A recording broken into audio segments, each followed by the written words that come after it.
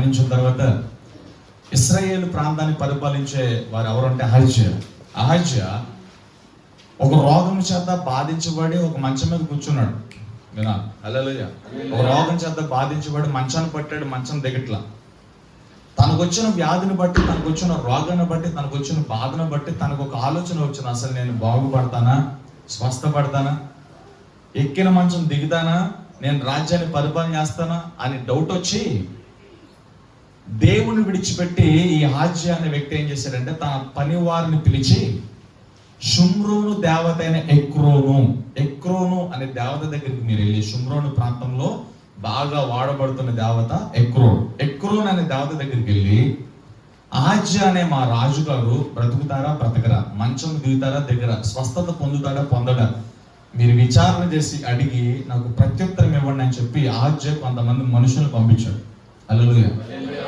కొంతమంది మనుషులు పంపిస్తుండగా ఈ లోపు ఒక వ్యక్తి, ఏ మనుషులైతే అహజ్యా యొద్ద నుంచి బయలుదేరి షుమ్రోన్లో ఉన్న ఎక్రోను దేవత యొద్దకు విచారణ చేద్దామని వెళ్తున్నారో, ఆ దేవత యొద్దకు వెళ్తున్న మనుషుల యొద్దకు ఒక వ్యక్తి వచ్చాడు. హల్లెలూయా. ఆ వ్యక్తి వచ్చి రోషంతో మాట్లాడుతున్నాడు.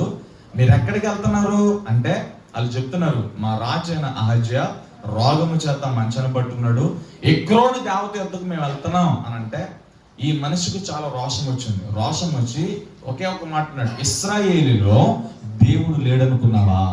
హల్లెలూయా. ఇశ్రాయేలీలకు దేవుడు లేడనుకున్నావా? ఇశ్రాయేలీలలో ప్రవక్త లేడనుకున్నావా? నేను చెప్తున్నాను, నువ్వు ఎక్రోన్ దాకా వెళ్ళవసరం లేదు. నేను చెప్తున్నాను, మీరు వెనక్కి తిరిగి వెళ్ళండి, మీ రాజు ఎక్కిన మంచం దిగుడు, ఖచ్చితంగా చచ్చిపోతాడు, మరణిస్తాడు, అతడు స్వస్థత పొందడు, మరణిస్తాడు అని చెప్పండి అనేసరికి వీళ్ళకి చాలా భయం వేసి ఎక్రోన్ దేవత యొద్దకు వెళ్లకుండా ఈ ప్రవక్త మాటలు విని వెళ్ళిపోయారు వెనక్కి. అహజ్యా, ఏంట్రా ఇప్పుడే కదా మిమ్మల్ని పంపించింది, అప్పుడే నా దగ్గరకు వచ్చేసారండి అని చెప్పి అహజ్యా పంపిన వారిని అడిగితే చెప్తున్నాడు, అయ్యా మేము ఎక్రోను యొద్దకు వెళ్తూ ఉండగా, ఎక్రోను దేవత యొద్దకు వెళ్తూ ఉండగా ఒకడు మాకు ఎదురయ్యాడు. అతడు మాతో, నువ్వు బ్రతకవంట, నువ్వు చచ్చిపోతావంట, ఎక్కిన మంచం దిగవేక, మంచం మీద పడుకున్నాడు, మంచం మీదే నువ్వు చచ్చిపోతావు, నువ్వు స్వస్థత రాదు, నువ్వు బ్రతకవని చెప్పి అతడు మాతో చెప్పాడయ్యా. ఎవడరా అతను? అతని పేరేంటి? అతను ఎవరో మాకు తెలియదు. యాక్చువల్గా ఆ ప్రవక్త వాళ్ళకి తెలియదు ఎవరు, అతని పేరేంటి అంటే అతను పేరు మాకు తెలియదు, అతను ఎవరో తెలియదు అని అహజ్యాకి చెప్పారు. అప్పుడు అహజ్యా అడిగాడు, పోనీ అతను ఎలా ఉంటాడు అంటే అప్పుడు చెప్తున్నాడు, అతడు గొంగలి వేసుకుని నడుమునకు తట్టి కట్టుకుని నిలబడ్డాడయ్యా అని ఈ మనుషులు చెప్పగానే అహజ్యాకి అర్థమైపోయింది, అతడు ఏలియా ప్రవక్తని. హల్లెలూయా, ప్రైజ్ ది లార్డ్. ఈ ఏలియా ప్రవక్త ఎలా ఉన్నాడంటే చూడండి, రెండవ రాజుల గ్రంథము 1వ అధ్యాయము 8వ వచనంలో చూద్దాము. అందుకు వారు, అతడు గొంగలి ధరించుకుని నడుమునకు తోలిదట్టు కట్టుకున్న వాడిని ప్రత్యుత్తరమీగా ఆ మనుషుడు తిష్పీడైన ఏలియా అని అతడు చెప్పాను. హల్లెలూయా. యాక్చువల్గా ఏలియా ఎవరో వీళ్ళకి తెలియదు. అహజ్యా అడిగాడు, మీకు నేను బ్రతుకుని చచ్చిపోతానని చెప్పున్నాడు ఎవడంటే వాడు ఎవడో మాకు తెలియదు అన్నారు. అతడు ఎలా ఉంటాడంటే అప్పుడు చెప్తున్నాడు, అతడు గొంగలి కప్పుకుని ఉన్నాడు, అనగా గొంగలని దుప్పటి కప్పుకుని ఉన్నాడు, నడుమునకు తోలిదట్టు కట్టుకుని ఉన్నాడు అని చెప్పగానే అహజ్యాకు అర్థమైపోయింది, అతడు తిష్పీడైన ఏలియా అని. హల్లెలూయా, ప్రైజ్ ది లార్డ్ చెప్పండి. ఇప్పుడు ఏలియా ఏం కప్పుకున్నాడు చెప్పండి? గొంగలి అనగా దుప్పటి కప్పుకున్నాడు. Praise the Lord. హల్లెలూయా. ఏం కప్పుకున్నాడు అందరూ చెప్పండి? దుప్పటి కప్పుకున్నాడు. చాలా మంది ఈ రోజుల్లో దుప్పటి ఎక్కువ కప్పుకుంటారు. ఎందుకంటే దుప్పటి ఎందుకు కప్పుకుంటామంటే బయటకు గాలి లోపల గాలి బయటకు రాకుండా మనకు వెచ్చగా ఉండడానికి దుప్పటి కప్పుకుంటాం. హల్లెలూయా. ఇంకా దుప్పటి ఎందుకు కప్పుకుంటామంటే బయట దుమ్ము ధూళి పడకుండా దుప్పట్లు కప్పుకుంటాం. పూర్వపు రోజుల్లో చాలా మంది దుప్పటలు కప్పుకునేవాళ్ళు. హల్లెలూయా. పూర్వీకులు చాలా మంది ఒంటి మీద సాలువా అని, దుప్పడని, రకరకాల వస్త్రాలు వారు కప్పుకునేవారు. ఎందుకంటే బయట దుమ్ము ధూళి పడకుండా వారికి రక్షణ కోసం వాళ్ళు దుప్పటి కప్పుకునేవారు. Praise the lord. మన అంశం అంతా ఇప్పుడు దుప్పటి గురించి మనం చాలా పాఠాలు నేర్చుకోబోతున్నాం అన్నమాట. ప్రైజ్ ది లార్డ్ చెప్పండి. ఇప్పుడు ఏలియా ఏం కప్పుకున్నాడు చెప్పండి? దుప్పటి కప్పుకున్నాడు. ఆమేన్. తర్వాత చూద్దాము, ఇదే 2వ రాజుల గ్రంథంలో 2వ అధ్యాయము 9వ వచనం నుంచి చూద్దాం. 9వ వచనం నుంచి, వారు దాటిపోయిన తర్వాత ఏలియా ఎలీషాను చూచి, నేను నీ యొద్ద నుండి తీయబడక మునుపు నీ కొరకు నేనేమి చేయకూడదునో దాన్ని అడగమని చెప్పగా, ఎలీషా, నీకు కలిగిన ఆత్మలో 2 పాలు నా మీదకు వచ్చినట్లు దయచేయమని అందుకతడు నీవు అడిగినది కష్టతరముగా ఉన్నది. అయితే నీ వద్ద నుండి తీయబడినప్పుడే నేను నీకు కనబడిన ఎడల ఆ ప్రకారం నీకు లభించును, కనబడిన ఎడల అది కాకపోవునని చెప్పును. హల్లెలూయా. వారు ఇంకా వెళ్ళుచు మాట్లాడుచుండగా ఇదిగో అగ్ని రథములు అగ్ని గుర్రములు కనబడి వీరిద్దరిని వేరు చేసినప్పుడు ఏలియా సుడిగాలి చేత ఆకాశమునకు ఆరోహణమైన ఎలీషా అది చూచి నా తండ్రి ఇశ్రాయేలు వారికి రథమును రౌతును నీవే అని కేకలు వేసును. అంతలో ఏలియా అతనికి మరలా కనబడకపోయినప్పుడు ఎలీషా తన వస్త్రమును పట్టుకుని 2 తునకలుగా చేసెను. మరియు ఏలియా దుప్పటి క్రింద పడగా, అండర్లించండి, మరియు ఏలియా దుప్పటి క్రింద పడగా అతడు దాన్ని తీసుకుని యోర్దాను ఒడ్డునకు వచ్చి నిలిచి. హల్లెలూయా. ఇప్పుడు ఏలియా గారిని ఎలీషా వెంబడిస్తున్నాడు. కథ వింటే మీకు అన్ని అర్థమవుతుంది. దుప్పటి గురించి కొన్ని విషయాలు నేర్చుకున్నాం. ఇప్పుడు ఏలియా గారు ఎలీషా గారిని వెంబడిస్తున్నారు. హల్లెలూయా. ఎలీషా ఏలియాని వెంబడించేటప్పుడు అలాగే నడుచుకుంటూ వెళ్తున్నప్పుడు ఏలియా మాట్లాడుతున్నాడు, ఇదిగో నేను ఇంకా నీ దగ్గర ఉండే సమయం చాలా తక్కువగా ఉంది, నేను నీ వద్ద నుండి తీయబడక ముందే ఇంతకాలం నమ్మకంగా వెంబడించావు కదా, నీకేం కావాలి, నా నుండి నువ్వేం కోరుకుంటున్నావు, ఏమి లాభాన్ని పొందాలనుకుంటున్నావు అని ఏలియా గారు అడిగారు. హల్లెలూయా. అడిగినప్పుడు ఎలీషా ఏమన్నాడు తెలుసా, నీ మీద ఉన్న నువ్వు ఇప్పుడు ఎంత అభిషేకంతో అయితే వాడబడుతున్నావో, అయ్యా ఎంత ప్రభావంతో అయితే వాడబడుతున్నావో అంతకంటే మరొక పాలు, అనగా నాకు 2 పాలు, డబుల్ పోర్షన్ అనాయింటింగ్, 2 పాల అభిషేకం, 2 పాల ప్రభావం. నువ్వు వాడబడే శక్తి కంటే 2 పాల శక్తి, నువ్వు వాడబడే అభిషేకం కంటే 2 పాల అభిషేకం. హల్లెలూయా.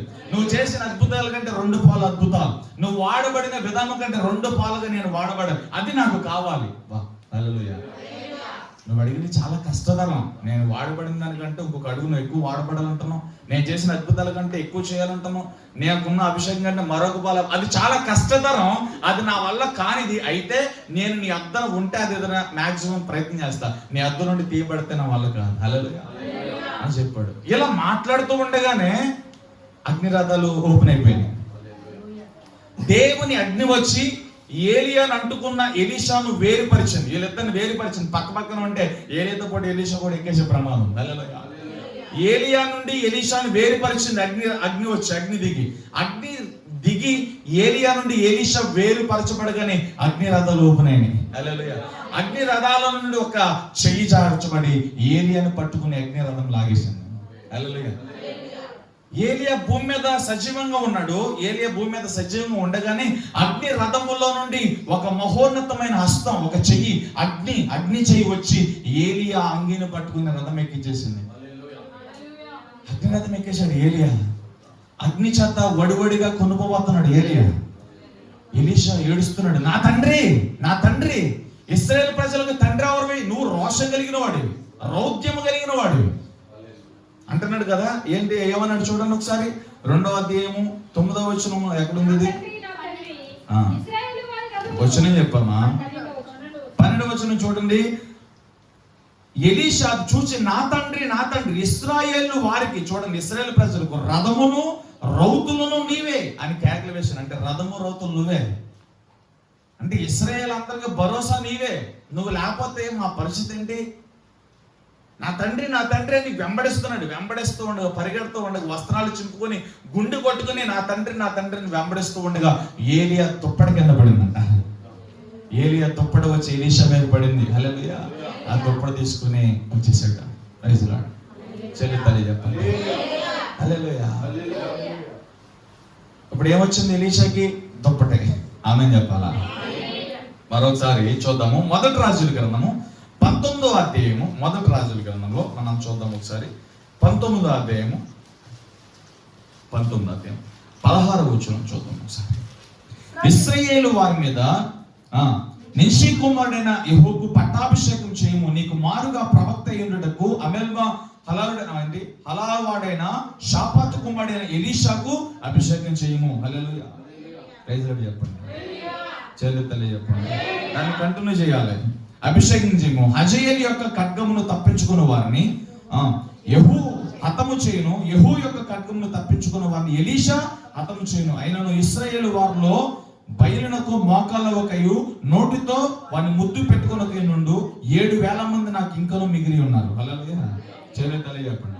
ఆ తర్వాత వచనాలు మనం చూస్తే ఏలియా అచ్చట నుండి పోయిన తర్వాత అతనికి షాపాతు కుమారుడు ఎలీషా కనబడ్డాడు. యాక్చువల్గా అప్పటికి వినాలి, అప్పటికి ఎలీషాకి ఏలియాకి సంబంధం లేదు.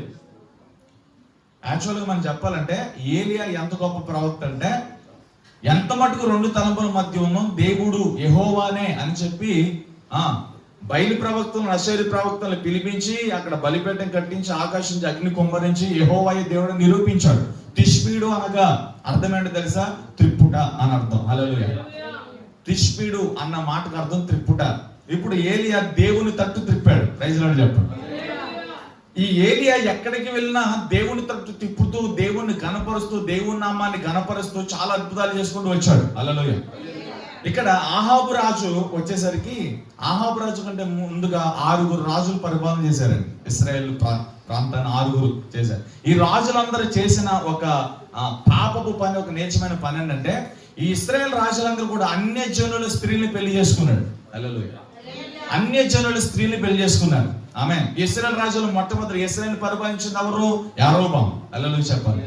చేతులు చెప్పండి. యారోబాము తర్వాత నాదాబు, తర్వాత బయేషా.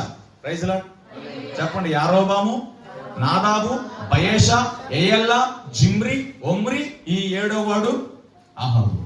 హల్లెలూయా. జిమ్రి, ఒమ్రి అంటే నువ్వుతుంది వాళ్ళు పేర్లు అయ్యి. హల్లెలూయా. ఎవరు చెప్పండి? యారోబాము, తర్వాత చెప్పాను ఇప్పుడు నాదాబు, బయేషా, ఏయల్లా, జిమ్రి, ఒమ్రి, ఈ 7వ వాడు అహాబు. హల్లెలూయా. ఈ 6 అన్ని స్త్రీలను పెళ్లి చేసుకున్నారు. వీళ్ళు వస్తా ఏం చేశారంటే, వాళ్ళు కొన్ని విగ్రహాలు తెచ్చుకుని మేము యెహోవాకు మొక్కం, మేము మా దేవతలకు మొక్కుదామని చెప్పి వాళ్ళు తెచ్చుకునే దేవతలకు మొక్కారు. అది వాళ్ళ ఇంట్లో మాత్రమే సరిపోయింది. హల్లెలూయా. ఈ 7వ రోజు ఆహాబు వచ్చాడు. చూసా, ఆహాబు ఎవరిని చేసుకున్నాడు? యెజబెల్ చేసుకున్నాడు. హల్లెలూయా. ఈ యెజబెల్ ఏం చేసింది తెలుసు? ఇంకో అడుగు ముందుకేసింది. నా దేవతని, నా దేవుణ్ణి, నేను ఆరాధించే దేవుణ్ణి ఈ లోకమంతా చాటించాలి, ఇశ్రాయేల్ ప్రజలందరూ మొక్కాలి.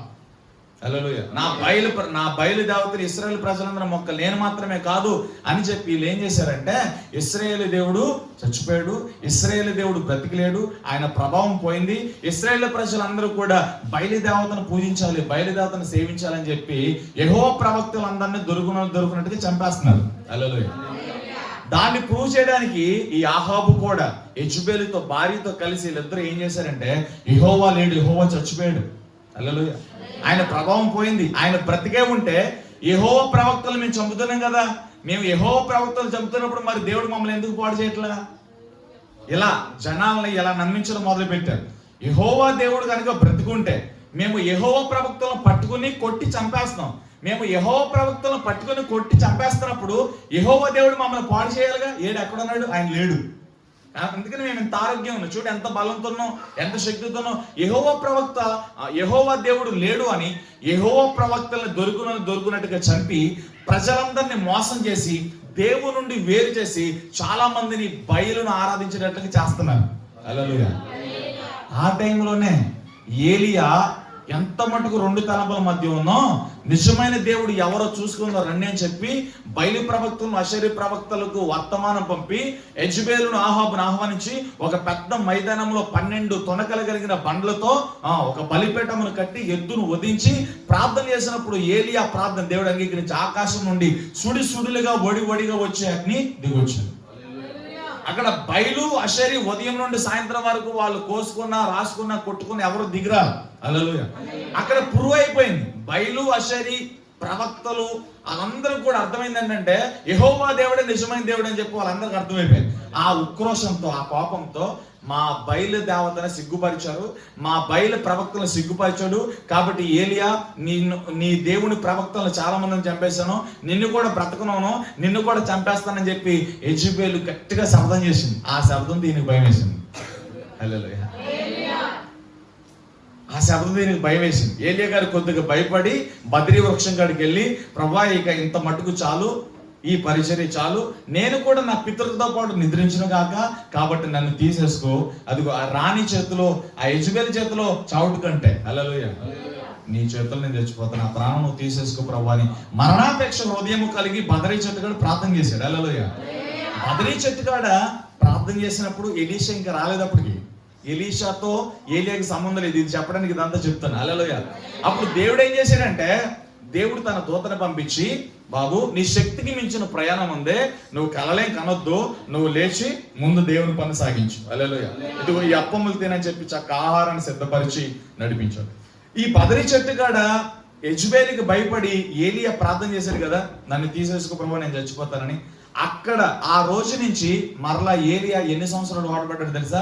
ఎగ్జాక్ట్ గా 10 సంవత్సరాలు వాడబడ్డాడు. అంటే ఇంకా 10 సంవత్సరాల ఆయుష్ ఉంది. 10 సంవత్సరాలు దేవుని సేవ చేయాలి, 10 సంవత్సరాలు దేవుని కార్యాలు జరిగించాలి.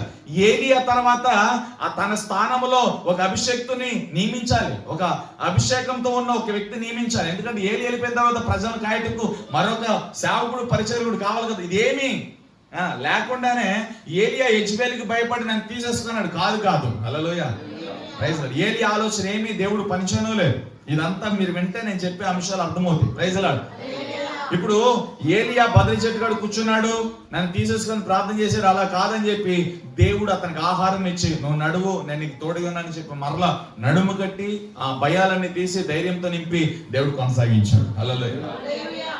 కొనసాగించిన తర్వాత ఏలియా 10 సంవత్సరాలు వాడబడ్డాడు. ఈ 10 సంవత్సరాల సమయంలో ప్రైజ్ లార్డ్ ఇంకా ఏలియా కొన్ని నిమిషాల్లో లేదా కొన్ని రోజుల్లో పరలోకానికి ఆరోహణమైపోతాడనే విషయం హల్లెలూయా ఏలియాకి అర్థమైపోతుంది.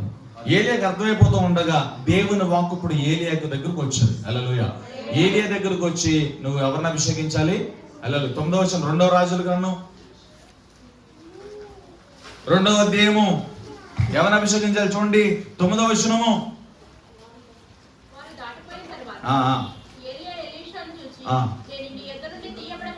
ఇది కాదు, మొదటి మన చదివింది 2వ రాజుల గ్రంథమా, మొదటి రాజుల గ్రంథమా,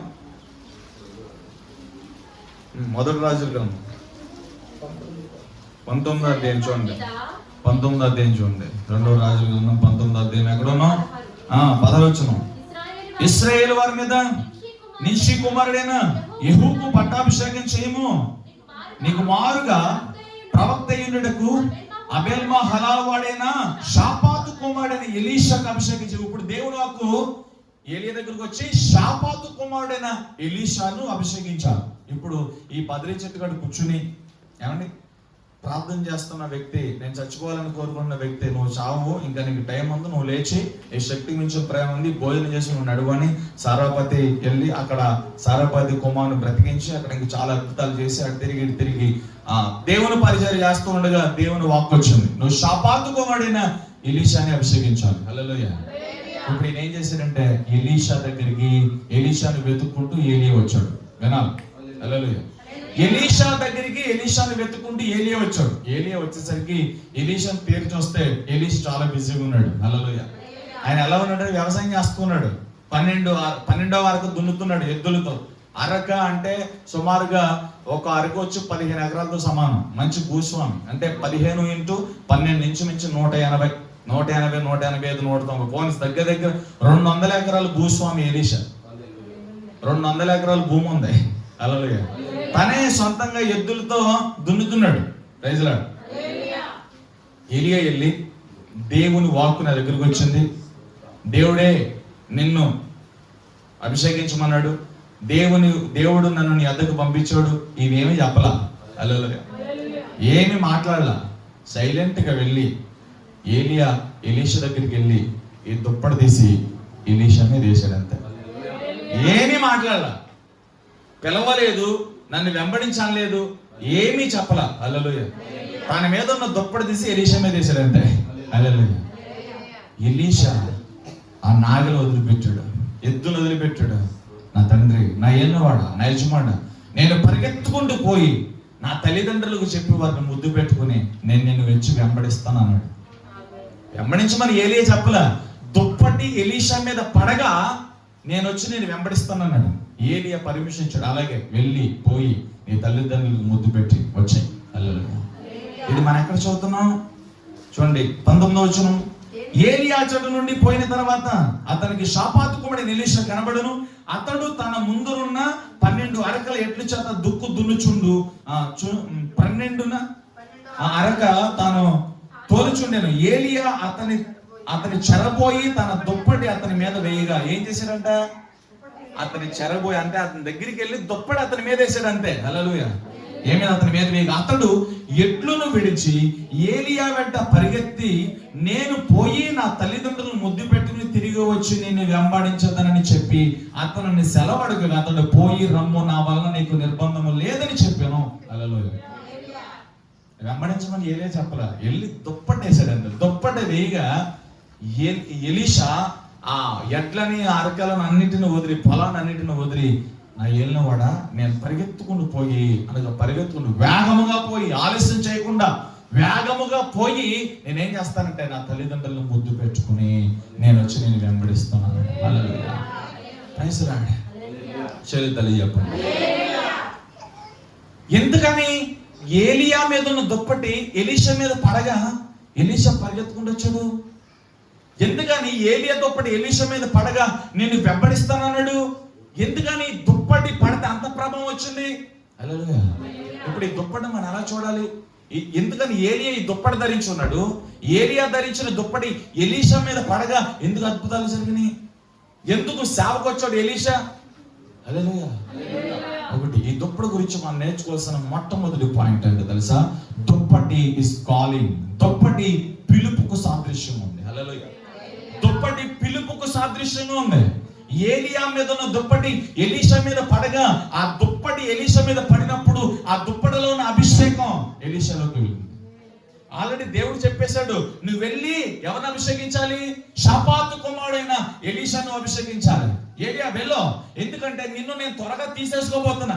నీ తర్వాత సేవ కొనసాగాల, నీ తర్వాత పరిచారకుడికి ఒక అభిషేకం నాకు కావాలి, నీ తర్వాత సేవ చేయుటకు, నీ తర్వాత నా ప్రజలు నడిపించటకు, నీ తర్వాత నా ప్రజలను కాయటకు నాకు షాపాతు కుమారుడైన యెహోషువ కావాలి. నువ్వు వెళ్ళి యెహోషువను అభిషేకించు. చూడండి, అభిషేకించే విధానంలో చాలా మంది మనం చూస్తాం. పాత నిబంధన కాలంలో అభిషేకించడం అంటే ప్రవక్త వెళ్ళి ఒలీవ నూనె తీసుకెళ్లి నెత్తి మీద పోసి ఆ ప్రవక్త తన చెయ్య ఆ రాజు మీద లేకపోతే సావుకుడి మీద చేయించినప్పుడు, యాజకుడి మీద చేయించినప్పుడు ఆ యాజకులకు అభిషేకం వెళ్ళేది, ఆ రాజు మీదకి అభిషేకం వెళ్ళేది, ఆ ప్రవక్త మీదకి అభిషేకం వెళ్ళేది. ఏ ప్రవక్త అయితే దేవుని మాట తీసుకుని ఏ వ్యక్తిని అయితే అభిషేకించమని దేవుడు చెప్తాడో ఆ వ్యక్తిని అభిషేకించేటప్పుడు నూనె పోసి చేయించితే దేవుని ఆత్మ వారిలో ప్రవేశించాలి. కానీ ఇక్కడ వేరుగా ఉంది. ఏలియా ఎలీషాని అభిషేకించిన దాన్ని మనం గమనిస్తే జస్ట్ దుప్పటి తీసి పై వస్త్రం తీసి మీదేశాడంతే. పిలుపు, ప్రతి ఒక్కరికి పిలుపు ఉండాలి. పేతురు అంటాడు కదా, ఒకప్పుడు చీకటిలో ఉన్నాం, ఇప్పుడు ఆశ్చర్యకరమైన వెలుగులోనికి దేవుడు మనల్ని పిలిచాడు. ఈ పిలుపును మనం మర్చిపోకూడదు. దేవుడు ఇక్కడ ఉన్న ప్రతి ఒక్కరిని పిలిచాడు. దేవుడు ఎందుకు పిలిచాడంటే ఒక పర్పస్ తో పిలిచాడు, ఒక ఉద్దేశంతో పిలిచాడు. హల్లెలూయా. ఆ ఉద్దేశాన్ని మనం గమనించాలి. దేవుని అడగాలి, ప్రభా ఎంతమంది ఉన్నారు, ఇంతమంది ఉండగా నన్ను ఎందుకు పిలిచావు? నేను దేనికి ఉపయోగపడతా? నేను చేయాల్సిన కార్యం ఏంటి? నేనేం చేయాలి? నేను ఎక్కడికి వెళ్ళాలి? నేను ఎవరితో మాట్లాడాలి? ఎక్కడ సేవ చేయాలి? ఏ ప్రజలకు వాక్యం చెప్పాలి? ఏ ప్రజల్ని తట్టి తెప్పాలి? నాకు చూపించు ప్రభా అంటే దేవుడు నీతో మాట్లాడతాడు. ఎప్పుడు కూడా విశ్వాసులా కూర్చోమాగండి. మీరు శిష్యులుగా ఉండాలి. యేసు ప్రభు చెప్తాడు కదా, ఇది ఒక బల్లలో చేసే ప్రతివాడు, రక్త మాంసంలో పాలు పొందిన ప్రతివాడు, నా రక్తాన్ని నా శరీరాన్ని తినే ప్రతి ఒక్కరు నేను వచ్చే వరకు నా యొక్క హితవస్త్రాన్ని అనగా నా సువార్తను ప్రకటించాలన్నాడు దేవుడు. Is calling. దుప్పటి దేవుని పిలుపుకు సాదృశ్యంగా ఉంది. ఎలీషా మీదకి ఏలియా దుప్పటి పడినట్లుగా దేవుడు నిన్ను పిలుస్తూ ఉన్నాడు. దేవుని పరిచర్యకు నువ్వు రావాలి, దేవుని సేవకును రావాలి. హల్లెలూయా. ఈ పిలుపుతో పాటు నేను అభిషేకాన్ని కూడా నేను మాట్లాడుతున్నా.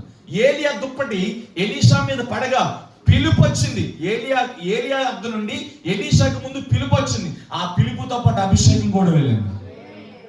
హల్లెలూయా.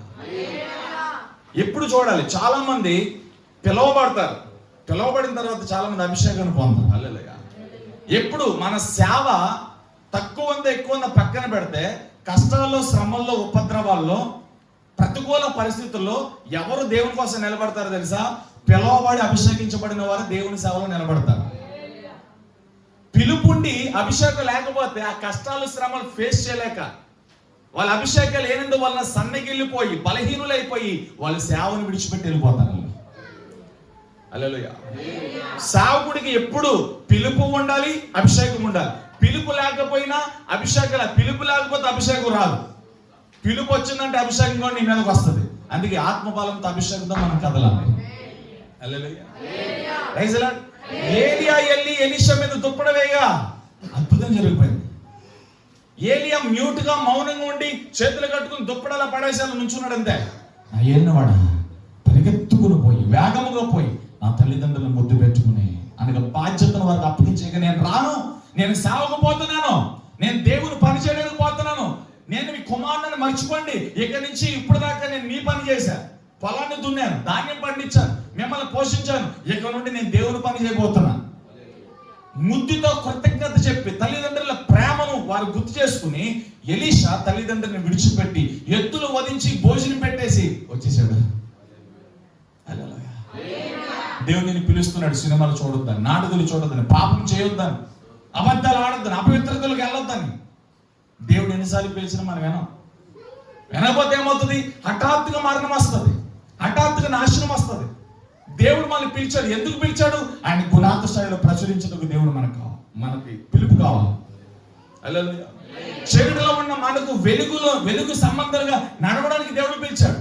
శాపంలో ఉన్న మనల్ని ఆశీర్వాదాలకు దేవుడు పిలిచాడు. మరణంలో ఉన్న మనల్ని జీవనానికి దేవుడు పిలిచాడు. ప్రయాసపడి భారం మోసుకుంటున్న వారు రండి, నా దగ్గరకు రండి. దేవుడు సర్వలోకాన్ని పిలిచాడు, లోకమంతటిని పిలిచాడు. అందుకే యోహాను సువార్తలో దేవుడు లోకముని ఎంతో ప్రేమించును. పిలుపు ఉండాలి మనకి. దేవుడు నిన్ను పిలుస్తున్నాడు, పిలిచి నిన్ను అభిషేకిస్తాడు. ఎంతకాలం వాక్యం వింటాం? ఎంతకాలం నాకు కాదంటగా కూర్చుంటాం? నీకు బాధ్యత లేదా? నువ్వు సువార్త ప్రకటించవా? నువ్వు సేవ చేయవా? స్థానిక సంఘం, నీ ఉన్న సంఘంలో నీ పాత్రను పోషించవా? నీ బాధ్యతను నెరవేర్చవా? ఎంతకాలం అలా ఉంటాం? ఎంతకాలం నీ సొంత సమస్యలు? హల్లెలూయా. నీ సమస్యలతో నువ్వు సఫర్ అవుతే ప్రజల సమస్యల కోసం ఎప్పుడు పోరాడతావు? వారు బంధించబడిన చెర నుంచి వారిని ఎప్పుడు విడుదల చేస్తావు? దేవుడు నీ పిలిచిన పర్పస్ ఏంటి? నువ్వు అన్ని జనులకు వెలుగుగా ఉండాలి. దేవుడు నీ పిలిచిన పర్పస్ ఏంటి? ఆయన నీతి సువార్తను ప్రకటించాలి, ఆయన జీవాన్ని ప్రకటించాలి, ఆయన వెలుగును ప్రకటించాలి, ఆయన ప్రభావాన్ని ప్రకటించాలి, ఆయన మహిమను ప్రకటించాలి, ఆయన కార్యాలు భూమి మీద జరిగించాలి. అందుకే దేవుడు నేను పిలిచాడు, అందుకే దేవుడు నేను అభిషేకించాడు. దేవుడు పని పాట లేకుండా పిలిచాడు అనుకున్నావా? పిలిచి నేను అభిషేకించినందుకు ఆయన కోసం బ్రతకడానికి, ఆయనకు మహిమ తీసుకురావడానికి, ఆయన ప్రభావాన్ని మోసుకెళ్ళిపోవడానికి, ఆయన నామములో అనేక ప్రజలు విడిపించడానికి, రక్షించడానికి, ఆయన కోసం ఒక గుంపును సిద్ధపరచడానికి దేవుడు మనకు పిలిచి అభిషేకించాడు. ఎక్కువ మంది ఉన్న తక్కువ మంది ఉన్న నెంబర్స్ చూడొద్దు. నువ్వు ఎక్కువ మంది ఉన్న తక్కువ మంది అన్నది కాదు. నేను దేవుని కోసం ఎలా వాడబడుతున్నాను అన్నది చూడు. నేను దేవుని కోసం ఏం చేస్తానన్నది చూడు. నా వల్ల దేవునికి ఏంటి ప్రయోజనం అన్నది చూడు. నా వల్ల దేవుని నామం ఘనపరచబడుతుందో లేదో చూడు. తక్కువ మంది ఉన్నారు నా సంఘం, ఎక్కువ మంది ఉన్నారు అవసరంలా. ఆ సంఖ్య దేవునికే ఇష్టం లేదు. ఎవరి దగ్గర ఎంతమంది ఉండాలో అది ఆయన చూసుకుంటాడు అంతే. ఎవరి యొద్దకు ఏ గొర్రె నడిపించాలో ఆయన చూసుకుంటాడు అంతే. నువ్వు నెంబర్స్ చూడొద్దు, ఎక్కువ మంది తక్కువ మంది వద్దు. నేను దేవునికి ఎంత ఉపయోగకరంగా ఉన్నాను, నన్ను నమ్మిన నా దేవుడు, నన్ను పిలిచిన నా దేవునికి, నన్ను అభిషేకించిన నా దేవునికి నేనేం చేస్తున్నాను? దేవుని యొద్దకు నేను ప్రజలు నడిపించడానికి పిలువబడ్డా. దేవుని సంకల్పం, దేవుని చిత్తం, దేవుని ఉద్దేశం ప్రజల మధ్య నాటడానికి నేను పిలువబడ్డా. ఏ మనుషులైతే అపవాది చెర చేత, అపవాది బంధకం చేత, వ్యాధి రోగం అనే రుగ్మతం చేత బంధించబడి ఉన్నారు, వారందరినీ విడిపించడానికి నేను పిలువబడి అభిషేకించబడ్డా. నేను వెళ్ళాలి వారి మధ్యలోనికి. నేను వారి మధ్యలో దేవుని నామాన్ని మోసుకెళ్ళి, ప్రభావాన్ని మోసుకెళ్ళి, వారి మీద ఉన్న కట్లను, కాడలను, అపవాది వేసిన ప్రతి విధమైన ఇనప సంఖ్యలను, ఎత్తడి సంఖ్యలను తుత్తునేదిగా చేయటికే దేవుడు నన్ను పిలిచి అభిషేకించాడు. ఇంకెంతకాలం? ఎప్పుడు వాడబడతావు? ఎప్పుడు బయటకు వెళ్తావు? ఎప్పుడు ఆత్మను రక్షిస్తావు? ఎప్పుడు ఆత్మను దేవుని రాజ్యంలో నాటుతావు? కోత విస్తారం ఉంది. పనివారు కొదువై ఉన్నారంటే పనివారు చాలా మంది ఉన్నారు, కానీ వాళ్ళు ఉన్న నిర్లక్ష్యత, బద్ధకం, అశ్రద్ధ, నిద్రపోతుతాను, తిండిపోతుతాను, అపవిత్రత పరిచర్యకు, సేవకు, పిలుపుకు, అభిషేకానికి అడ్డు చేస్తున్నాయి. నీకు నిర్లక్ష్యంగా ఉంటే, నువ్వు నిద్రపోతుగా ఉంటే, నువ్వు తిండిపోతుగా ఉంటే దేవుడు నేను వాడుకోలేడు. అందుకే మెలకువగా ఉండాలి, మెలకువగా ఉండాలి.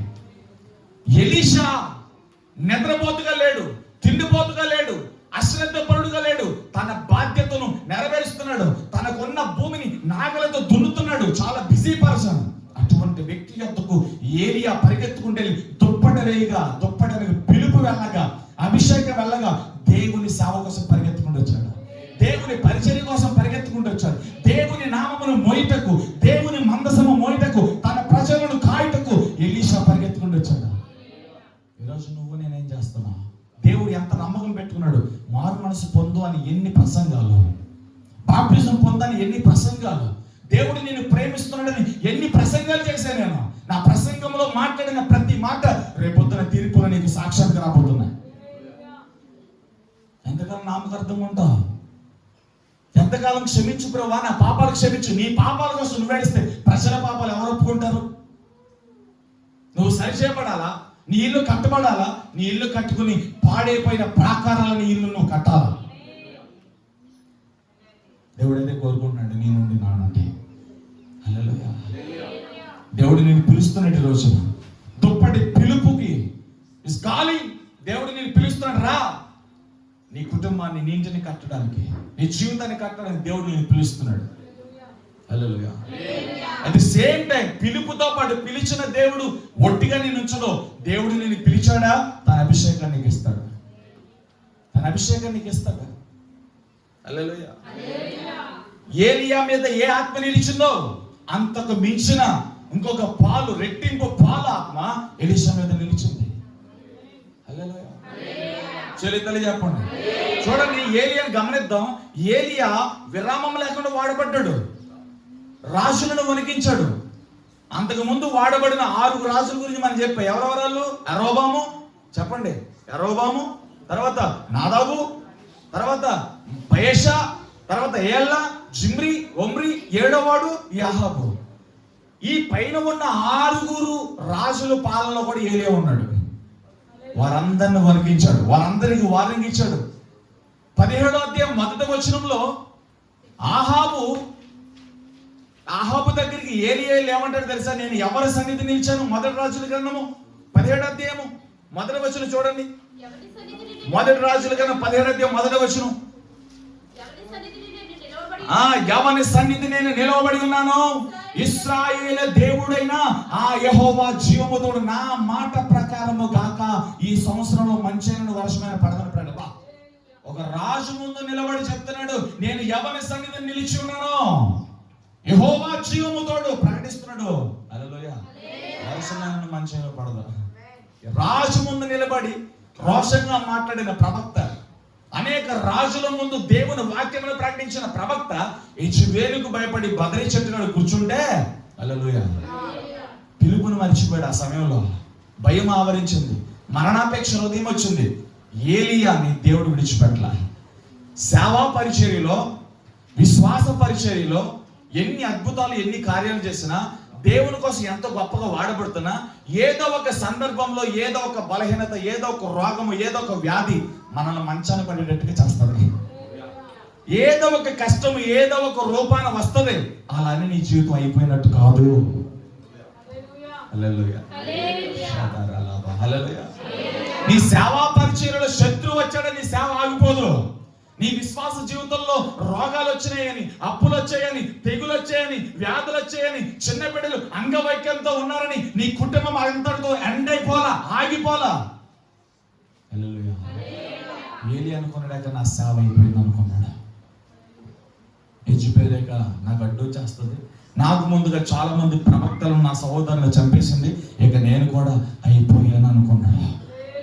లేదు, ఏ పిలుపైతే నీకు వచ్చిందో, ఏ దేవుడైతే నేను పిలిచాడో ఆ దేవుడు నిన్ను బలపరచడానికి, ఏలియాని బలపరచడానికి తన దూతను పంపించాడు. ఆయన ఆహారాన్ని సిద్ధపరిచి, ఏలియా నీ ప్రార్థన వినబడింది, నువ్వు చావటం కాదు, నీ శక్తికి మించిన ప్రయాణం ఉంది, నువ్వు మరొక సేవకుని సిద్ధపరచాలి. ఇదిగో నువ్వు వెళ్తూ ఉండగా ఒక ఊరు వస్తుంది. ఏ ఊరది?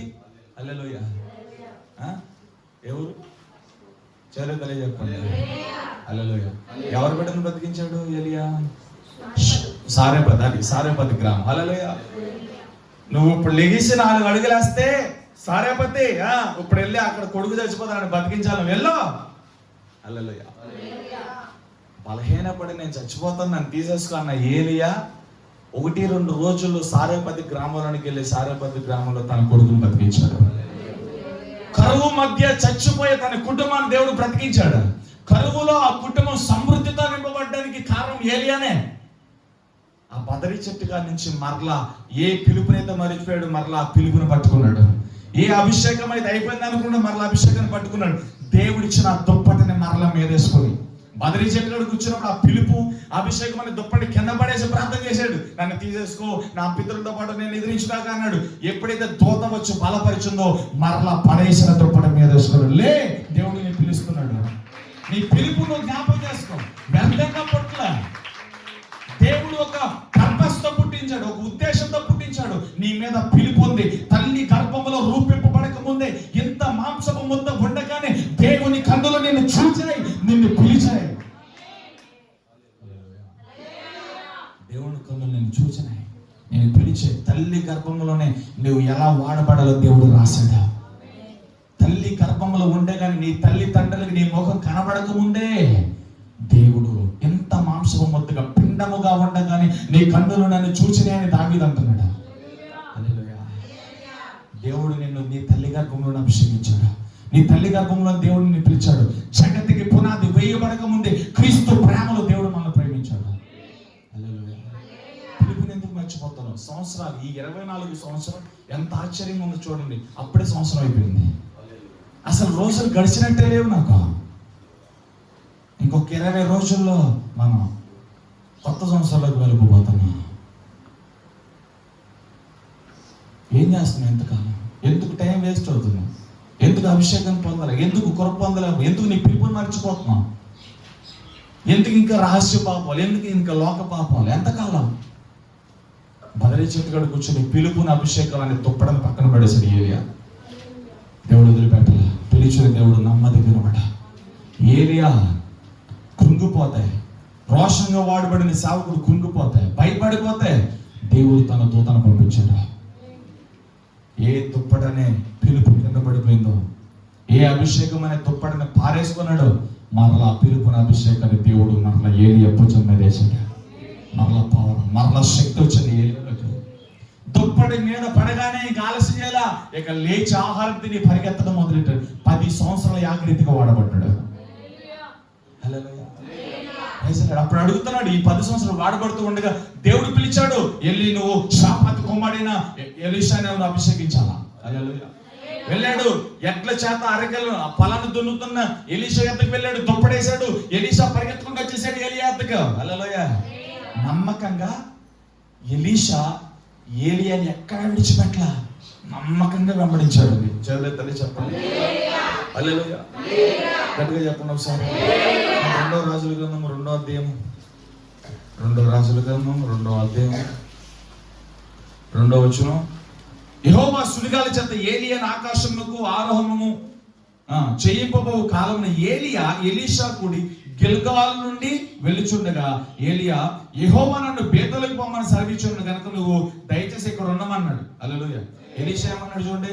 ఎలీషాతో అనను, ఎలీషా యెహోవా జీవముతోడు, నీ జీవముతోడు, నేను నిన్ను విడవనని చెప్పగా వారిద్దరూ బేతేలుకు ప్రయాణం చేశారు. హల్లెలూయా.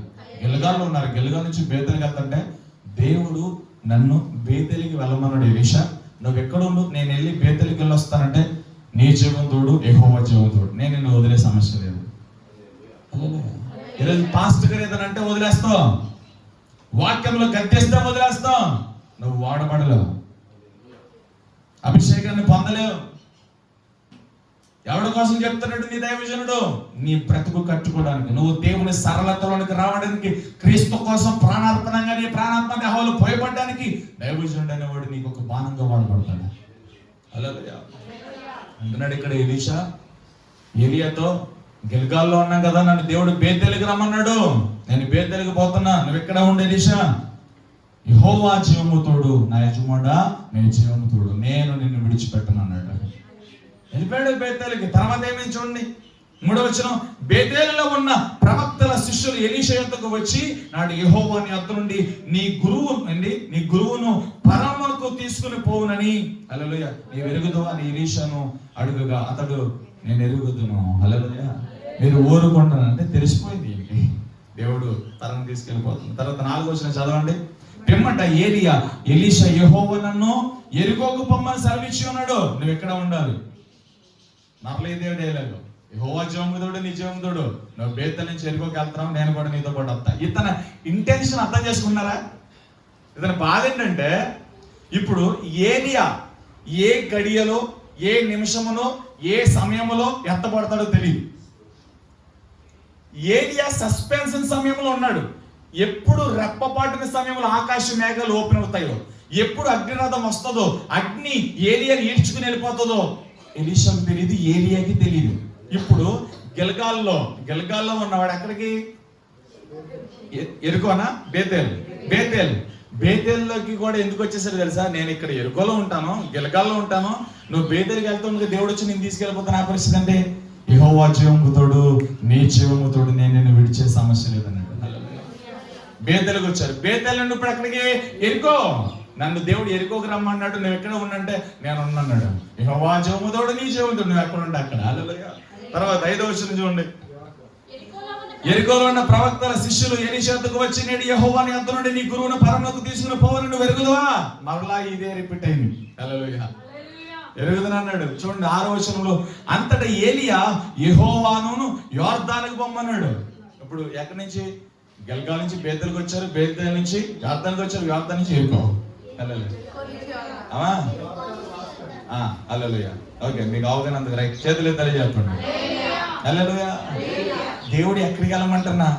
ఎరుకోకి వెళ్ళమంటున్నా, యోర్దానుకి వెళ్ళమంటున్నా, బేతేలుకి వెళ్ళమంటున్నా, ఎక్కడికి వెళ్ళమంటున్నా? ఎలీషా మాత్రం ఏలియాను వదిలిపెడతా. ఏలియా ఎక్కడికి వెళ్తే అక్కడికి వెళ్ళిపోతున్నాడు. అస్సలు ఎప్పుడు లేని శ్రద్ధ వచ్చేసింది. ఎందుకంటే కొనుక్కోబడే దినము. ఏ దినమున ఏ దిన ఆరోహణమైపోతాడో తెలియదు, ఏ దినమున మాయమైపోతాడో తెలియదు. రెప్పపాటు సమయంలో ఆకాశం తెరవబడటం, అగ్నిరథాలు రావటం, అగ్నిరథాలు ఎక్కటం, ఆకాశం క్లోజ్ అయిపోవటం రెప్పపాటు సమయంలో జరిగిపోతుంది ఇది. కాబట్టి నేను మెలకువగా ఉండాలని ఏలియాని వెంబడించే విషయంలో ఎలీషా అంత మెలకువగా ఉన్నాడు. చూడండి, ఈ మెలుగు గురించి చెప్పడానికి ఇదంతా చెప్తాను నేను. హల్లెలూయా. పిలుపున్నవాడు, అభిషేకంతో ఉన్నవాడు ఎప్పుడు మెలకువగా ఉండాలి, మెలకువగా దేవుని వెంబడించాలి. ఏ సమయమున దేవుని దినం వస్తుందో తెలియదు, ఏ దినమున ఏం జరుగుతుందో, ఏం సంభవించుతో మనకు తెలియదు, కనుక మనం మెలకువగా ఉండాలి. హల్లెలూయా. ఎలీషాకు అర్థమైంది, ఏలియా కొనుక్కోబడే దినములు, పరలోకానికి ఆరోహణమయ్యే దినముల్లో ఉన్నా.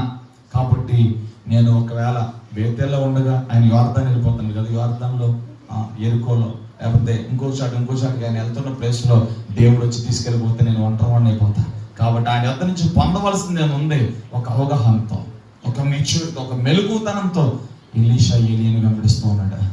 హల్లెలూయా. చెల్లెదలు చెప్పండి. హల్లెలూయా. 8వ వచనంలోకి వచ్చండి. అంతటి ఏలియా తన దుప్పటి తీసుకుని మడత పెట్టి నీటి మీద కొట్టగా, దానికి ముందే జరిగింది చూడండి ఒకసారి. 6వ వచనం చదువుతుంది. అంతటి ఏలియా, యెహోవా నన్ను యోర్దానుకు పొమ్మని సెలవిచ్చున్నాడు గనక నీవు దయచేసి ఇక్కడ ఉండమని ఎలీషా అనగా, అతడు యెహోవా జీవముతోడు నీ జీవముతోడు, నేను నిన్ను విడవనని చెప్పిన కనుక వారిద్దరూ ప్రయాణమై సాగి వెళ్ళిరి. హల్లెలూయా. వాళ్ళు వెళ్తా ఉండగా ఏమొచ్చింది? హల్లెలూయా. చూడండి 8వ వచనం. అంతటి ఏలియా తన దుప్పటి తీసుకుని మడత పెట్టి నీటి మీద కొట్టగా అది యువతలకును అవతలకును విడిపోయింది కనుక వారిద్దరూ పొడి నేల మీద దాటిపోయి, వారు దాటిపోయిన తర్వాత ఏలియా ఎలీషాను చూచి, నేను నీ యొద్ద నుండి తీయబడక మునుపు, ఇది ఇప్పుడు ఎక్కడికి వచ్చింది. హల్లెలూయా. ఇప్పుడు ఫైనల్ గా ఎక్కడికి వచ్చారు? యోర్దాను దాటారు. యోర్దాను దాటేసరికి విషయం అర్థమైపోయింది, ఏలియాకి చాలా అర్థమైపోయింది. ఇప్పుడు నేను నీ ఎదుట కొన్ని నిమిషాలే, కొన్ని గంటలు ఉంటా. ఇప్పుడు నేను నీ ఎదుట ఉండగానే నీకేం కావాలో అది అడుగు. ఎంతకాలం నమ్మకంగా వెంబడించావు కదా, నా వల్ల నీకేం కలగాలి, నా వల్ల నీకేంటి, ఏ మేలు కావాలనుకుంటున్నావు. హల్లెలూయా. వరం చెప్పాలంటే నీకు ఏ వరం కావాలని అడిగాడు ఏలియా. హల్లెలూయా. అద్భుతాలు చేసే శక్తి, దేయాలు వెళ్ళగొట్టే శక్తి, ఆ శక్తి ఈ శక్తి కాదు. హల్లెలూయా. నువ్వు వాడబడిన దానికంటే మరొక పాలు నేను వాడబడాలి. నీ మీద ఉన్న అభిషేకము కంటే మరొక పాల అభిషేకం, అనగా 2 పాల అభిషేకం, డబుల్ పోర్షన్ ఆఫ్ అనాయింటింగ్ నాకు కావాలి. 2 పాల అభిషేకం నాకు కావాలి. అది చాలా కష్టతరం ఎలీషా, కానీ దేవునికి సాధ్యం కదా. హల్లెలూయా. అది దేవునికి సాధ్యం కదా. Praise Lord. చెల్లి తల్లి చెప్పాలి, ఆశ ఉండాలి. అన్నిలాగా వాడబడాలి కాదు, అన్ని కంటే ఎక్కువగా వాడబడాలి ప్రభా. ఆ సేవకులాగా వాడబడి కాదు, ఆ సేవకుల కంటే ఎక్కువగా వాడబడాలి ప్రభా. ఆశ.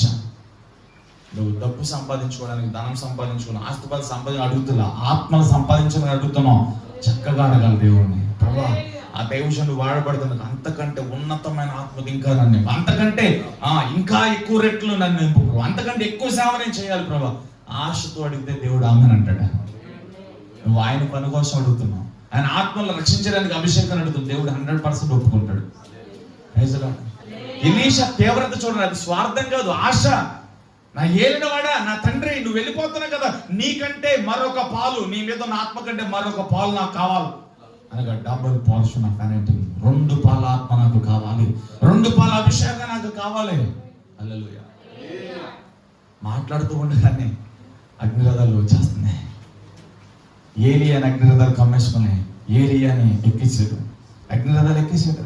వెళ్ళిపోతానే నా తండ్రి వెంట పడుతున్నాడు, పరిగెడుతున్నాడు. హల్లెలూయా. ఎలీషా పరిగెడుతున్నాడు, ఏలియా మాయమైపోయాడు. గుండు కొట్టుకుంటున్నాడు, ఏలియా మాయమైపోయాడు. అగ్నిరథాలు మాయమైపోయినాయి.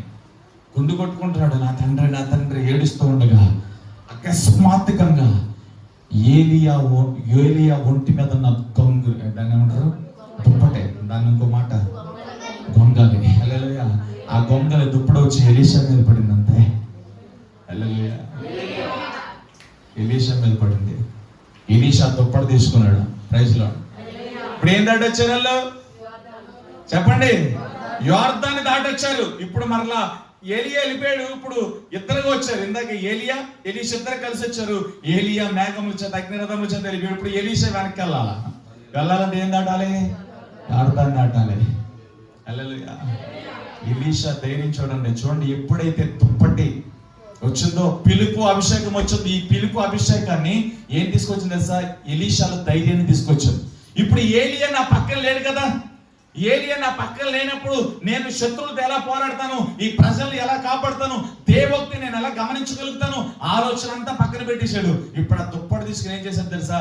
దుప్పటిని ఏలియా ఎలా మడత పెట్టాడో ఎలీషా కూడా దుప్పటిని అలా మడత పెట్టాడు. హల్లెలూయా. పక్కన ఉండి చూస్తున్నాడు కదా, ఏలియా దుప్పటిని ఎలా మడత పెట్టాడో ఎలీషా కూడా దుప్పటిని అలాగే మడత పెట్టి యోర్దాను దగ్గరకు వచ్చి యోర్దాను కూడా నిలబడి యోర్దాన్ని కొడితే ఒక పాయ అవతలకి ఒక పాయ అవతలకి విడిపోయింది. మనిషి లేకపోయినా ఆ మనిషి మీద ఉన్న వస్త్రం అద్భుతం చేసింది. నేను శుక్రవారం కూడా చెప్పాను కదా, మనిషికి చావు ఉంటుంది కానీ అభిషేకానికి ఎప్పుడు చావు ఉండదు. హల్లెలూయా. ప్రైజ్ లార్డ్ చెప్పండి. ఎలీషా బాగా వాడబడిన తర్వాత వృద్ధాప్యంలో చనిపోయిన తర్వాత చాలా కాలం తర్వాత ఒక సైనికుణ్ణి హల్లెలూయా ఎలీషా సమాధికి దగ్గరగా పాతి పెట్టారు. హల్లెలూయా. అప్పటికి ఎలీషా శరీరం అంతా కుళ్ళిపోయింది, ఎముకలు మాత్రమే ఉన్నాయి. ఎముకలు ఆ సైనికుణ్ణి పాతి పెడతా ఉండగా పొరపాటున ఎలీషా సమాధికి దగ్గరగా పాతి పెట్టారు. అలా అంటే జస్ట్ పక్కన ఆనుకున్నంత డిస్టెన్స్ లో పెట్టారు. ఒక రంగా చెప్పాలంటే కింద ఎలీషాని పాతి పెట్టిన కాడ ఈ సైనికుని పాతి పెట్టారు. అక్కడ గొయ్యి తీశారు. ఈ సైనికుడు చచ్చిపోయాడని చెప్పి ఆ సైనికుని తీసుకెళ్లి గోతులో పడేశారు. ఆ గోతి కింద ఎలీషా ఎముక ఉంది. ఆ ఎలీషా ఎముక ఈ సైనికుడికి తగలంగానే ఈడు వేసుకొచ్చున్నాడు. తెచ్చిన 4 పారిపోయారు. ఎలీషా ఎముకలో ఉన్న అభిషేకం చచ్చిన సైనికుని లేపింది, తెచ్చిన 4 పారిపోయాడు. ఈడొక్కడే మళ్ళీ పరిగెత్తుకుని వెళ్ళాడు. ఏం జరిగింది? ఎలీషా ఎముకలో అభిషేకం ఉంది. అంటే భౌతికంగా మనిషి లేకపోయినా తను వినియోగించిన ఆ పదార్థాల మీద, వినియోగించిన వస్తువుల మీద కూడా దేవుని అభిషేకం ఉంది. దేవుని అభిషేకం చాలా ఉన్నతమైనది. దేవుని అభిషేకానికి చావు ఉండదు, దేవుని పిలుపుకు చావు ఉండదు. దేవుడు నేను పిలిచాడా, అన్నిటికీ చావు ఉండదు, కానీ ఆ పిలుపుకు చావు ఉండదు, అభిషేకానికి చావు ఉండదు. అందుకనే పిలుపు అభిషేకం మనకు ఉందా? ఏలియా మీద ఉన్న పిలుపు అభిషేకం ఎలీషా మీదకి వచ్చింది. చెప్పాను మన శుక్రవారం. చాలా కాలం కిందట పాస్టర్ గారు ఉన్నారండి. ఆ పాస్టర్ గారు చాలా విరివిడంగా వాడబడుతుంది. చాలా మంది రోగులో ఉన్నవారు, వ్యాధుల్లో ఉన్నారు, బాధలో ఉన్నవారు అందరూ వచ్చేవారు. ఆయన వాక్యం అయిన తర్వాత ఆయన అందరికి ప్రార్థన చేసేవాడు. హల్లెలూయా. అలా రోజులు గడుస్తూ ఉన్నాయి. ఇలా నిలబడి వాక్యం చెప్పి అందరికి ప్రార్థన చేసి ఆయన వయసు మీద పడే కొద్దీ, బలం తగ్గే కొద్దీ కుర్చీలో కూర్చొని ప్రార్థన చేయడం మొదలు పెట్టాడు. నిలబడి ఉన్నప్పుడు అందరి మీద చేతులు ఉంచినప్పుడు ఎలాంటి అద్భుతాలు జరిగినాయో, ఈయన కుర్చీలో కూర్చొని ప్రార్థన చేస్తున్నా, ఎవరి ఎత్తి మీద చేపెడుతున్నా వాళ్ళందరి మీద అద్భుతాలు జరుగుతున్నాయి. ఇంకా రోజులు గడుస్తున్నాయి. కూర్చునేవాడంతా ఇంకా తగ్గుతూ వచ్చాడు. ఇక వీల్ చైర్ మీద పడుకుని ప్రార్థన చేస్తున్నాడు. పొడుగును వాక్యం చెప్తున్నాడు. వాక్యం అందరూ అంటున్నారు. రోగుల్లో ఉన్నవారు, బాధల్లో ఉన్నవారు, సమస్యలు ఉన్నవారు లైన్కి వస్తున్నారు. అలా వీల్ చైర్ మీద కూర్చొని ఒక్కొక్కరి మీద చేరి పెడుతున్నారు. ఒక్కొక్కటి కిలోమీటర్ అవతల పడుతున్నాడు. అద్భుతాలు జరుగుతున్నాయి, అభిషేకం వెళ్తుంది, స్వస్థతలు జరుగుతున్నాయి. హల్లెలూయా. అలాగే ఆ ప్రార్థనకు అందరూ వచ్చేసారు. చాలా దూరం నుంచి ప్రార్థన చేయించుకుంటే అందరూ వచ్చేసారు. హల్లెలూయా. ఒకరోజు అన్ఎక్స్పెక్టెడ్ గా చనిపోయాడు. ఆ పాస్టర్ గారు చనిపోయారు. అక్కడ ఉన్న పరిచారకులు వాక్య పరిచయం చేశారు. వాక్య పరిచయం చేస్తే సేవకుడు లోపల ఉన్నాడు. ఆయన కొద్దిగా ప్రార్థనలు ఉన్నారు. మీరైనా ఇబ్బంది పడద్దు, ఈసారి మేము వాక్యం చెప్తాము, వాక్యం వినండి అని చెప్పి వాక్య పరిచయం చేశారు. వాక్య పరిచయం అయిపోయింది. ఇప్పుడు వాక్య పరిచయం అయిపోయిన తర్వాత ప్రార్థన చేయాలి.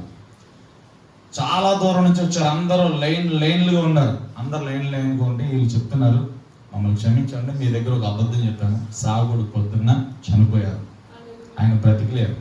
వచ్చిన మీ అందరినీ ఖాళీకి పంపించడం ఇష్టం లేక మేము వాక్యం చెప్పేస్తాం, దయచేసి మీ ఇళ్లకు మీరు వెళ్ళిపోండి అని అక్కడ ఉన్న పరిచారకులు ప్రేమగా చెప్తే వాళ్ళందరూ ఏమన్నారంటే, అయ్యా మేము బెంగళూరు నుంచి వచ్చాం, కర్ణాటక నుంచి వచ్చాం, 2 రాత్రులు నిద్ర మానుకుని 2 రోజులు 3 రోజులు ప్రయాణం చేసి వచ్చాం, ఎక్కడెక్కడి నుంచో వచ్చాం, దైవజనుడు చేయి పెడితే మా జీవితంలో అద్భుతాలు జరుగుతాయని, అద్భుతాలు మేలును పొందుకుందామని ఎక్కడెక్కడి నుంచో వచ్చామయ్యా, ఇప్పుడు మేము ఖాళీ చేతులతో ఎలా వెళ్ళాలి అని ఎవరికో వాళ్ళు అడుగుతుంటే వీళ్ళ మనసు పగిలిపోతాను. ఒక పక్కన సాగుడు చనిపోయాడు, ఒక పక్కన వీళ్ళందరూ బాధపడుతున్నారు, వీళ్ళేమో ఏడ్ చేస్తున్నారు, ఏం చేయాలో అర్థం కాక అక్కడ ఉన్న శిష్యుల్లో ఒకడు ధైర్యం చేసి మీరందరూ ఎలాగైతే లైన్లో నిలబడ్డారో అలాగే ఒక్కొక్కడు ప్రార్థన చేయించుకున్నది రండి అన్నారు. హల్లెలూయా. ఆ చనిపోయిన డెడ్ బాడీని మందిరంలోకి తీసుకొచ్చి ఒక శిష్యుడు తన ఆ సావుకుడు చేతులు లేపి ఒక్కొక్కడి నెత్తి మీద పడతా ఉండగా ఆయన బ్రతుకున్నప్పుడు చేయించినప్పుడు ఎలాంటి అద్భుతాలు జరిగినాయో ఆయన శవం కూడా అలాంటి అద్భుతాలు చేసింది. ఇక్కడ మరణము మనిషికే, అభిషేకానికి కాదు. ఆయన బ్రతికి ఉన్న చెయ్యి ఒక ఆత్మను ముట్టినప్పుడు, ఒక మనిషిని ముట్టినప్పుడు ఎలాగైతే అద్భుతాలు జరిగాయో, వ్యాధులు కట్టడాయో, స్వస్థతలు జరిగాయో, అతను చనిపోయిన హస్తము కూడా అద్భుతాలు చేసింది. అంటే అర్థమేంటి? అభిషేకం ఎంత ప్రాముఖ్యమైంది. ఎన్నిసార్లు చెప్తే అభిషేకంతో నింపబడండి, దేవుని అడగండి, ఆత్మ నిమ్మని అడగండి, దేవుని ఆత్మ పొందండి, ఎన్నిసార్లు చెప్తాను మీకు. హల్లెలూయా. అభిషేకం చాలా ఉన్నతమైంది. ఎలీషా చనిపోయిన తర్వాత ఎలీషా బోను ఆ ఎముక తగలగానే సైనికుడు బ్రతికాడు. హల్లెలూయా. ఇప్పుడు చెప్పిన స్టోరీలో పాస్టర్ గారు చచ్చిపోయిన హస్తం పనిచేసింది, అభిషేకం పనిచేసింది. హల్లెలూయా. దేవుడు నిన్ను పిలిచాడు, ఆ పిలుపును మర్చిపోవద్దు. దేవుడు నిన్ను అభిషేకించాడు, అభిషేకం పోగొట్టుకోవద్దు. హల్లెలూయా. ఇప్పుడు యోర్దాను గాడు నిలబడ్డాడు. ఆ దుప్పటి ఏలియా దగ్గర నుంచి పడిన ఆ దుప్పటిని మరల మీదేసుకుని వచ్చాడు. మధ్యలో యోర్దాను ఎదిరింది. యోర్దాను కాడ ఇప్పుడు యోర్దాను ఎలా దాటాలి? భయం రాలా, ఆందోళన రాలా, కన్ఫ్యూషన్ లేదు, డిప్రెషన్ లేదు, ఏమీ లేదు. ఏలియా దుప్పటిని ఎలా మడత పెట్టాడు, ఎలీషా దుప్పటి ఎలా మడత పెట్టి ఏలియా యోర్దాను ఎలా కొట్టాడు, ఎలీషా యోర్దాను అలా కొట్టగా యోర్దాను 2గా పాయైపోయింది. నీకు ధైర్యం కావాలంటే పక్కనోడు ఎవడో, ప్రోత్సాహం పక్కనోడు ఎవడో, నీ అభిషేకం నీకు ధైర్యం తీసుకురావాలి. అందులో యోబు అంటాడు కదా, నీ భక్తి నీకు లాభ సాధనంగా ఉండాలి. హల్లెలూయా.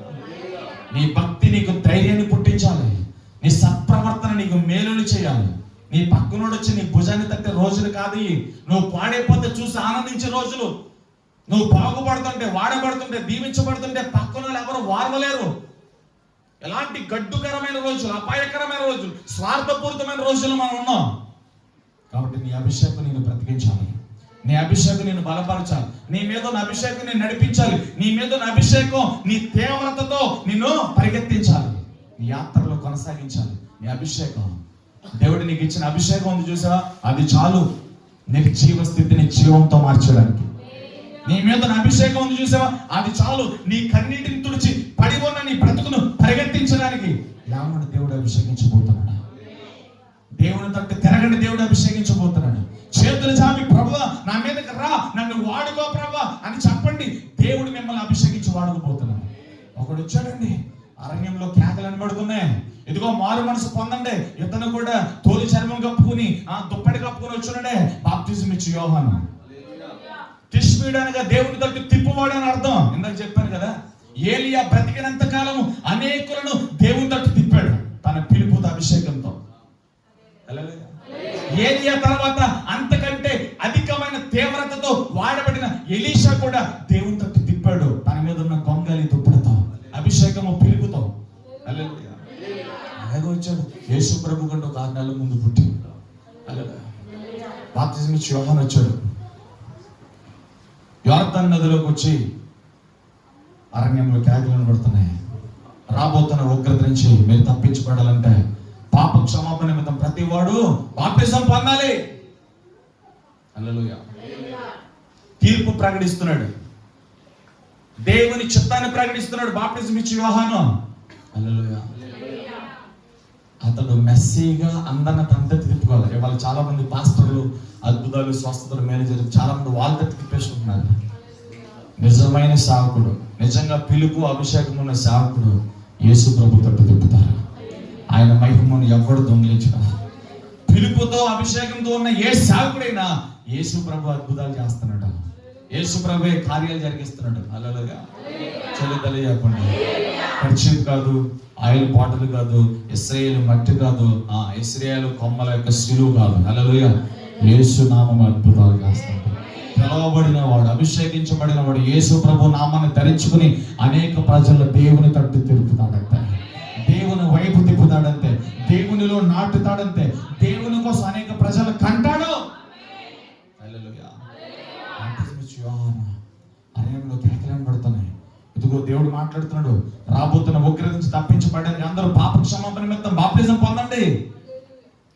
కొంతమంది అడిగారు, మీరేనా మెస్సయ్య? ప్రవక్తల గ్రంథాల్లో రాయబడింది మిమ్మల్ని గురించేనా? మీరేనా మెస్సయ్య, మీరేనా రక్షకుడు అని అడుగుతుంటే, నేను కాదు, నా వెనక మరొకడు వస్తూ ఉన్నాడు. ఆయన చెప్పులు వార్లు విప్పుటకు కూడా నేను యోగ్యుడిని కాను. నా వెనక వచ్చేవాడు నాకంటే శక్తిమంతుడు. ఇప్పుడు బాప్తిజం ఇచ్చి యోహాను ఎవరి తట్టు తిప్పుతున్నాడు? అక్కడ ఉన్న గుంపుని యేసు ప్రభు కోసం తిప్పుతున్నాడు. బాప్తిజం యోహాను కూడా అద్భుతాలు చేశాడు. అక్కడ ఆయన మాట్లాడుతుండగా గడగడ వణుకుపోతున్నారు అక్కడ చాలా మంది. ఈయన కూడా నేనే మెస్సయ్యని అని చెప్పుకోవచ్చు, కానీ అలా చెప్పుకోలేదైనా. నేనే దేవుని అని చెప్పేసుకోవచ్చు, అలా చెప్పుకోలేదైనా. నేను కాదు, నేనెక్కడ, ఆయన ఎక్కడ? ఆయన చెప్పులు వార్లు ఎంత మటుకు తగ్గించుకున్నాడండి. ఆయన చెప్పుల వార్లు ఇప్పుడు కూడా నేను యోగ్యుడు కానంటే అర్థం ఏంటి? ఆయన చెప్పుకున్న దుమ్ము ధూళి కంటే తక్కువే నేను అంటాడు. చెప్పుల వార్లు ఇప్పుడు కూడా నేను యోగ్యుని కాను, ఆయన నాకంటే శక్తిమంతుడు. ఎగ్జాక్ట్ గా యేసు ప్రభు సేవకు పిలువబడి అభిషేకించబడి ఆయన 40 రోజులు ఉపవాసం ఉండి తండ్రి దగ్గర ఒక నూతన నిబంధన తీసుకుని ఆయన యొర్దాను నదిలోకి నడుచుకుంటూ వస్తూ ఉండగా ఎగ్జాక్ట్ గా బాప్తిజం ఇచ్చి యోహాను యేసు ప్రభు కళ్ళల్లో ఉన్న మహిమను చూసి, ఆయన శరీరంలో ఉన్న గ్లోరీని చూసి, ఇదిగో లోక పాపమును మోసుకుని పోయే దేవుడి గొర్రె తల్లి ఈయనే. నేను చెప్పాను కదా, నా వెనక వచ్చేవాడు శక్తిమంతుడని. ఆయన ఈయనే. అందరి ముందు సాక్ష్యం ఇచ్చి, ఈయనే మెస్సయ్య, ఈయనే రక్షకుడు. హల్లెలూయా. యేసు ప్రభు వచ్చి బాప్తిజం యోహాను బాప్టిజం, అయ్యా నేనే నీ వద్ద పొందాలి, అది పరలోకంలో నేను ఇస్తా, ఇప్పుడు నువ్వు అన్నాడు. అంతే దాని అర్థం. అది పరలోకములో నేను నీకు ఇస్తా. ఏమిస్తా? రాజ్యం ఇస్తా, సింహాసనం ఇస్తా. హల్లెలూయా. నేనున్న స్థలంలో నువ్వు ఉండడానికి నీకు కృప ఇస్తాను. ఇప్పుడు యావత్ ప్రపంచము, హల్లెలూయా, దీన్ని అనుసరించలాగున అనేకులకు మాదిరికరంగా ఇది ఇలా జరగను అని యేసు ప్రభు బాప్టిజం యోహాను ముందు సాగిలపడ్డాడు. బాప్టిజం ఇవ్వమని. కానీ యోహాను ఒప్పుగా, అయ్యా నేనే నీ యొద్ద పొందాలి కదా, అది పరలోకంలో నేను ఇస్తాను, ఇక్కడ నువ్వు అన్నాడు. అంతే. అక్కడ స్టార్ట్ చేసాడు యేసయ్య పరిచర్య. 3.5 సంవత్సరాల్లో ఎంత సేవ చేయాలి అంత సేవ చేయాలి. ఒక మనుషుడు 100 సంవత్సరాలు, 200 సంవత్సరాలు, 500 సంవత్సరాలు చేసిన సేవ యేసు ప్రభు 3.5 సంవత్సరాలు చేసినట్టే. ఆ ఆత్మ బలము ఈరోజు మనలోకి వస్తే ఖాళీగా కూర్చోలేము. యేసు ప్రభువుని కమ్ముకున్న ఆత్మశక్తి, ఆత్మబలం, ఆ తీవ్రత మనలోకి వస్తా. నువ్వు ఖాళీగా కూర్చోలో, టయానికి పరిగెత్తుకుంటూ వస్తావు. ఎందుకు చాలా మంది సమయానికి రారు అంటే వాళ్ళకి దేవుని సన్నిధి యొక్క విలువ తెలియక, దేవుని అభిషేకం యొక్క విలువ తెలియక.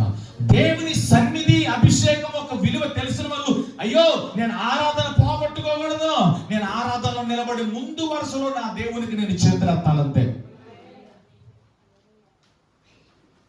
వాక్యం అందరూ సపోర్ట్ చేస్తుంది అనమాట. సమయానికి రాని వారందరూ కూడా నిర్లక్ష్యపు ఆత్మ, బద్ధకపు ఆత్మ.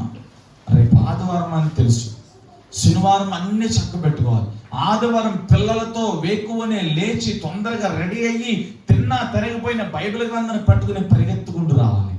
ఇది ఆశీర్వాదకరమైన గృహంలో ఉండాల్సిన లక్షణం.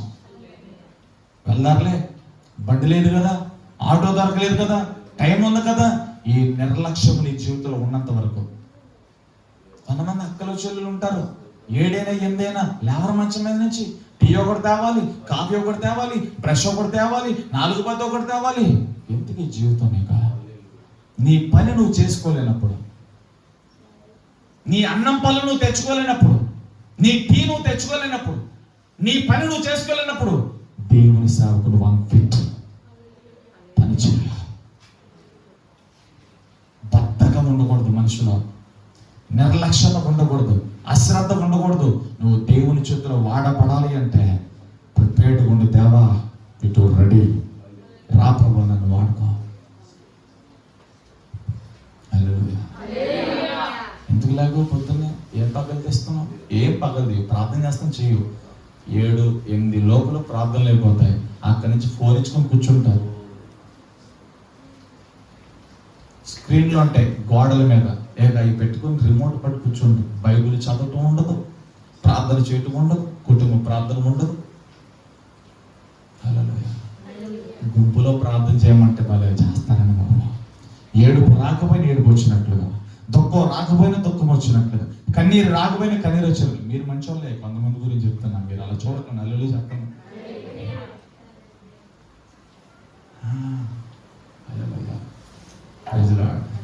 ట్రీట్మెంట్ కావాలి మనకి. అభిషేకంతో చెలగాటం అంటే ఇదే. ఒక మనుషుడు తెలియకుండానే అభిషేకంతో చెలగాటం ఆడుతున్నాడు, దేవునితో చెలగాటం ఆడుతున్నాడు. ఒక మనుషుడు తనకు తెలియకుండానే ప్రకృతి సంబంధమైన, ఇవాళ వరబడిన ఫస్ట్ మెసేజ్ అదే చెప్పా, ప్రకృతి సంబంధమైన మనుషుడు, ఆత్మ సంబంధమైన మనుషుడు అనే ప్రసంగం చేసి వచ్చాను అక్కడ. ప్రకృతి సంబంధంగానే నువ్వు ఉంటూ ఆత్మ సంబంధిగా ఫీల్ అవుతున్నావు, అదే ప్రమాదం. నువ్వు చేసే క్రియలన్నీ ప్రకృతి సంబంధమైన క్రియలు, మాట్లాడే ప్రకృతి సంబంధమైనవి, కానీ గుంపులోకి రాగానే ఆత్మ సంబంధంగా ఫీల్ అవుతున్నావు, అదే బాధ. దేవుడు దాన్ని అంగీకరించడు. నువ్వు ఎలా ఉన్నావు అలా ఉండాలి. నీ పాపం ఒప్పుకుని, తప్పులు ఒప్పుకుని, దేవా కృప చూపి క్షమించి వాడుకో ప్రభు అంటే రెప్పపాటు సమయంలో నీ పాపాలు వీపి వెనక్కి విసిరేస్తాడు. ఆయన సముద్ర అగాధంలో పడేస్తాడు. తూర్పు నుండి పడమరికి ఎంత దూరమో అంత దూరం విసిరేస్తాడు. మరలా ఆయన రిపీటెడ్ గా గుర్తు చేసుకోవడాలి. ఒప్పుకుంటే దేవుడు నేను క్షమించి వాడుకుంటాను. ఇప్పుడు ఆయన నేను లేపుతున్నాడు. ఇప్పుడు అప్పులు, వ్యాధులు, రోగాలు అందరికీ ఉన్నాయి. వీటిని చూడొద్దు. ముందు అభిషేకం, నీ ఆత్మీయత స్థితి, దేవుళ్ళు నాటబడి, దేవుళ్ళు వాడబడి కృప కావాలని కోరుకో. నీ అప్పులు తీర్చబడకుండా ఉండిపోతే అనుకున్నావా? దేవుడు ఖచ్చితంగా సహాయం చేస్తాడు. నువ్వు దేవుని కోసం పరిగెడితే, దేవుని కోసం తీవ్రతగా నువ్వు దేవుని కోసం ముందుకెళ్తే, హల్లెలూయా, అంతే తీవ్రతలో నువ్వు దేవుని ఎంత తీవ్రతగా ప్రేమిస్తున్నావో అంతే తీవ్రతలో నీ సమస్యలన్నీ గట్టెక్కేస్తాయి. హల్లెలూయా. చెప్తారా? నేను ప్రార్థన చేస్తున్నావు ఏదో రోజంతా మీటింగ్ గురించి ఆలోచిస్తూ ఉండగా మన సహోదరులందరూ కూడా లెక్కేసారు. ఇంచుమించు 3 లక్షలు చాలవన్న, 4 లక్షలు కలిపి అన్న, 4 లక్షలు పడతాయి అన్న. హల్లెలూయా. అభం శాంతి పూర్వంగా జాషుని వీళ్ళందరూ రాశారు. నిన్న ఇదంతా డిస్కషన్ జరిగింది. హల్లెలూయా. మొత్తం రాశారు. వీళ్ళందరూ వెళ్ళిపోయే వరకు నేను నవ్వుతూనే ఉన్నా. వీళ్ళందరూ వెళ్ళిపోయిన తర్వాత చిన్న ప్రార్థన చేసిన ఇక్కడ కూర్చుని ఆలోచిస్తూ ఉంటే, ఇది నేను చేయగలుగుతానా, ఇది నా వల్ల అవుతుందా, వచ్చిన వాళ్ళందరూ భోజనాలు పెట్టగలుగుతానా, వెనక చూస్తే 10 లక్షలు అప్పు ప్రతి నెల కట్టాలి. ఇప్పుడు చేతిలో రోగులు. ఎప్పుడు మీటింగ్ పెట్టినా ఒక ధైర్యం ఉండేది. మీటింగ్ టయానికి 1 లక్ష 150 ఖచ్చితంగా చేతిలో పట్టుకున్నాం. 1 లక్ష 150,000 ఎంతకంత చేతిలో పట్టుకుని మీటింగ్లు దిగేవాడిని. ఇప్పుడు చూస్తే ఆ స్థితి లేదు, మొత్తం జీరో. హల్లెలూయా. ఈ 4 సంవత్సరాల నుంచి ఉన్న బాధ, మీటింగ్ పెట్టాలి అనే ఆలోచన తీసుకొస్తే డేట్స్ తీసేసుకున్నా. హల్లెలూయా. ఎవరికాలు డేట్లు ఇచ్చేసారు. మీటింగ్ పెట్టాలి, వెనక్కి 10 లక్షలు అప్పు, ప్రతి నెల 20-30 కట్టాల్సినవి ఉన్నాయి, చేతిలో రూపాయి లేదు. సౌండ్ సిస్టమ్ అడుగుతాడా, టెంట్ సంబంధం అడుగుతాడా, బ్యానర్లో పోస్టర్లు అడుగుతాడా, వంట పాత్రలు, వంట సామానాలు, సరుకులు, కూరగాయలు ఎవరు ఆగుతారు? ఎవరా? హల్లెలూయా. నేను చేయలేనేమో ప్రభు, నా వల్ల కాదే ప్రభు అన్నప్పుడు నాకు ఈ పాట వినిపించింది. ఆ పాట కూడా సన్నీయో ప్లేసియో వాళ్ళ అమ్మ ఫోన్లో చేస్తాను. ఆ పాట నాకు ఎడబాయి నీ కృపను ఆరాధనలో పాడాను కదా, అది నేను జస్ట్ రాత్రి ఒక్కసారి ఇప్పుడు పాడేసాను అంతే. ఆ పాట నాకు తెలియదు. అది తీరజాత 2 సంవత్సరాల కిందటే అది రిలీజ్ అయినట్టు ఉంది. ఆ పాట మాథ్యూస్ అన్నది. ఆ పాట కృపా మినిస్ట్రీస్ మాథ్యూస్ అన్న, గుంటూరు. హల్లెలూయా. ఆ పాటలు ఎంత ఉండగా, అరే పాట బాగుందిరా, నాకు కనెక్ట్ అయింది ఆ వర్డ్స్. ఆ మాటలు నాకు బాగా ఆదరణ ఇచ్చిన. ఆ మాట కనెక్ట్ అయింది, ఏడుపు వచ్చేసింది వెంటనే. నా ఫోన్ తీసుకుని ఆ పాట ఒకసారి విన్నాను, ఆ స్క్రీన్ షాట్ తీసుకొని రాగానే మరలా నాకు ఆ పాట గుర్తుకొచ్చాను. అందుకే ఆ పాటతో ఆరాధన ప్రారంభించాను. హల్లెలూయా. ఒక పాట, ఒక దేవుని మాట ఊరటనిస్తాయి, బ్రతికిస్తాయి, ప్రతి ప్రతికూలతలో నడిపేస్తాయి, మనం చేయలేని కార్యాన్ని కూడా చేపిస్తాయి. ఇదే అభిషేకం యొక్క ప్రత్యేకత. నువ్వేంటో, నీ స్థితి ఏంటో నీకు తెలియనివ్వకుండా నీ స్థితిగతులు నడిపిస్తాయి. కానీ అభిషేకించబడినప్పుడు నువ్వేంటో, నీ స్థితి ఏంటో, నువ్వేం చదువుతావో నీ అభిషేకం, నీ పిలుపు నీకు చెబుతుంది. అందుకే పిలుపును అభిషేకం నిర్లక్ష్యం చేయకుంటే దేవుడు ఎంత ఉన్నతంగా నిన్ను దీవిస్తాడో, నీ అభిషేకం, నీ పిలుపు నీతో మాట్లాడతాయి. మనం ఉన్న బలహీనతలో చూస్తాం, కానీ నీ అభిషేకం నీ ఫ్యూచర్ని చూస్తుంది. నీ మనస్సాక్షి, నీ జీవితము, నీ మాటలు, నీ యొక్క స్థితిగతులన్నీ ఇప్పుడు ప్రజెంట్ చూస్తాయి. ఇప్పుడున్న పరిస్థితుల్లో మీటింగ్ అవ్వదు, ఇప్పుడున్న పరిస్థితుల్లో నేను ఆ పని చేయలేను, ఇప్పుడున్న పరిస్థితుల్లో నేను ఈ వేలు వెళ్ళలేను, ఇప్పుడున్న పరిస్థితుల్లో ఇది నా వల్ల కాదు. ప్రజెంట్ చేస్తాయి అవి. హల్లెలూయా. కానీ నీ అభిషేకం, నీ కాలింగ్, నీ అనాయింటింగ్ ఫ్యూచర్ లోకి నడిపిస్తాడు. దేవుడు రాబోయే దినాలు ఏది చేయబోతున్నాడో, నేను ఎలా వాడుకుంటాడు, నేను ఎలా దీవిస్తాడు, ఎలాగ నేను విస్తరింపజేస్తాడు, దేవుని చిత్తం నీ జీవితంలో రాబోయే రోజుల్లో ఏ రీతిగా ఉందో అది తెలియజేసేది ఒక్క అభిషేకం, ఒక్క కాలింగ్. దాన్నే తెరవబడిన నేత్రాలు అంటాం, వెళ్ళు చూపు స్థితి అంటాం. భయపడకు. దేవుడు ఏలియా మీద ఉన్న దుప్పటి ఎలీషా మీద వేసినట్లుగా ఈరోజు దేవుడు నేను పిలుస్తున్నాడు. దేవుడు నేను అభిషేకిస్తాడు. హల్లెలూయా. అభిషేకించబడిన వాడు, పిలువబడిన వాడు ఎలా ఉంటాడంటే ధైర్యంతో ఉంటాడు. ఎలీషా ఎవరికి భయపడలా. ఏలియా వెళ్ళిన వెంటనే దుప్పటి మీదకి రాగా ఎలీషా మీద దుప్పటి వచ్చింది, గొంగల వచ్చింది, పిలుపు వచ్చింది, అభిషేకం వచ్చింది.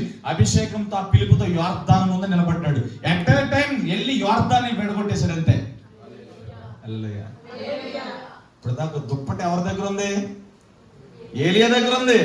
ఏలియా దుప్పటి ఎలీషా మీదకి రాగానే యోర్దాను పాయలుగా మారిపోయింది. అక్కడున్న ప్రజలందరూ ఏలియా అభిషేకం ఎలీషా మీద నిలిచిందని జనులు గుంపులుగా చెప్పారు. చెప్పగలగడం చెప్పాలి. 2024 సంవత్సరాల కిందట నజరేయుడైన యేసు శరీరధారి లోకానికి వచ్చినప్పుడు ఏ ప్రభావంతో నడిచాడో ఆ ప్రభావం మనలోకి రావాలి. నువ్వు వెనక ఉంటే దెయ్యాలు మాట్లాడాలి, మనుషులు మాట్లాడాలి, రోగాలు మాట్లాడాలి, అప్పులు మాట్లాడాలి, స్థితిగతులు మాట్లాడాలి. వీరు దేవుని కుమారులంటే, వీరిలో దేవుడు నివసిస్తున్నాడంటే, వీరి మీద దేవుని ప్రభావం ఉంది, వీరి మీద దేవుని మహిమ ఉంది. హల్లెలూయా. నేను జీవించుచున్నాను కనుక మీరు జీవించరు. ఇంకా నో మోర్ ఆర్గ్యుమెంట్స్. యేసు ప్రభు ఉన్నవాడంతే, ఆయన జీవించుచున్నాడంతే, ఆయన నాలో నివసిస్తున్నాడంతే. ఇంకెవరితో ఆర్గ్యూ చేయొద్దు.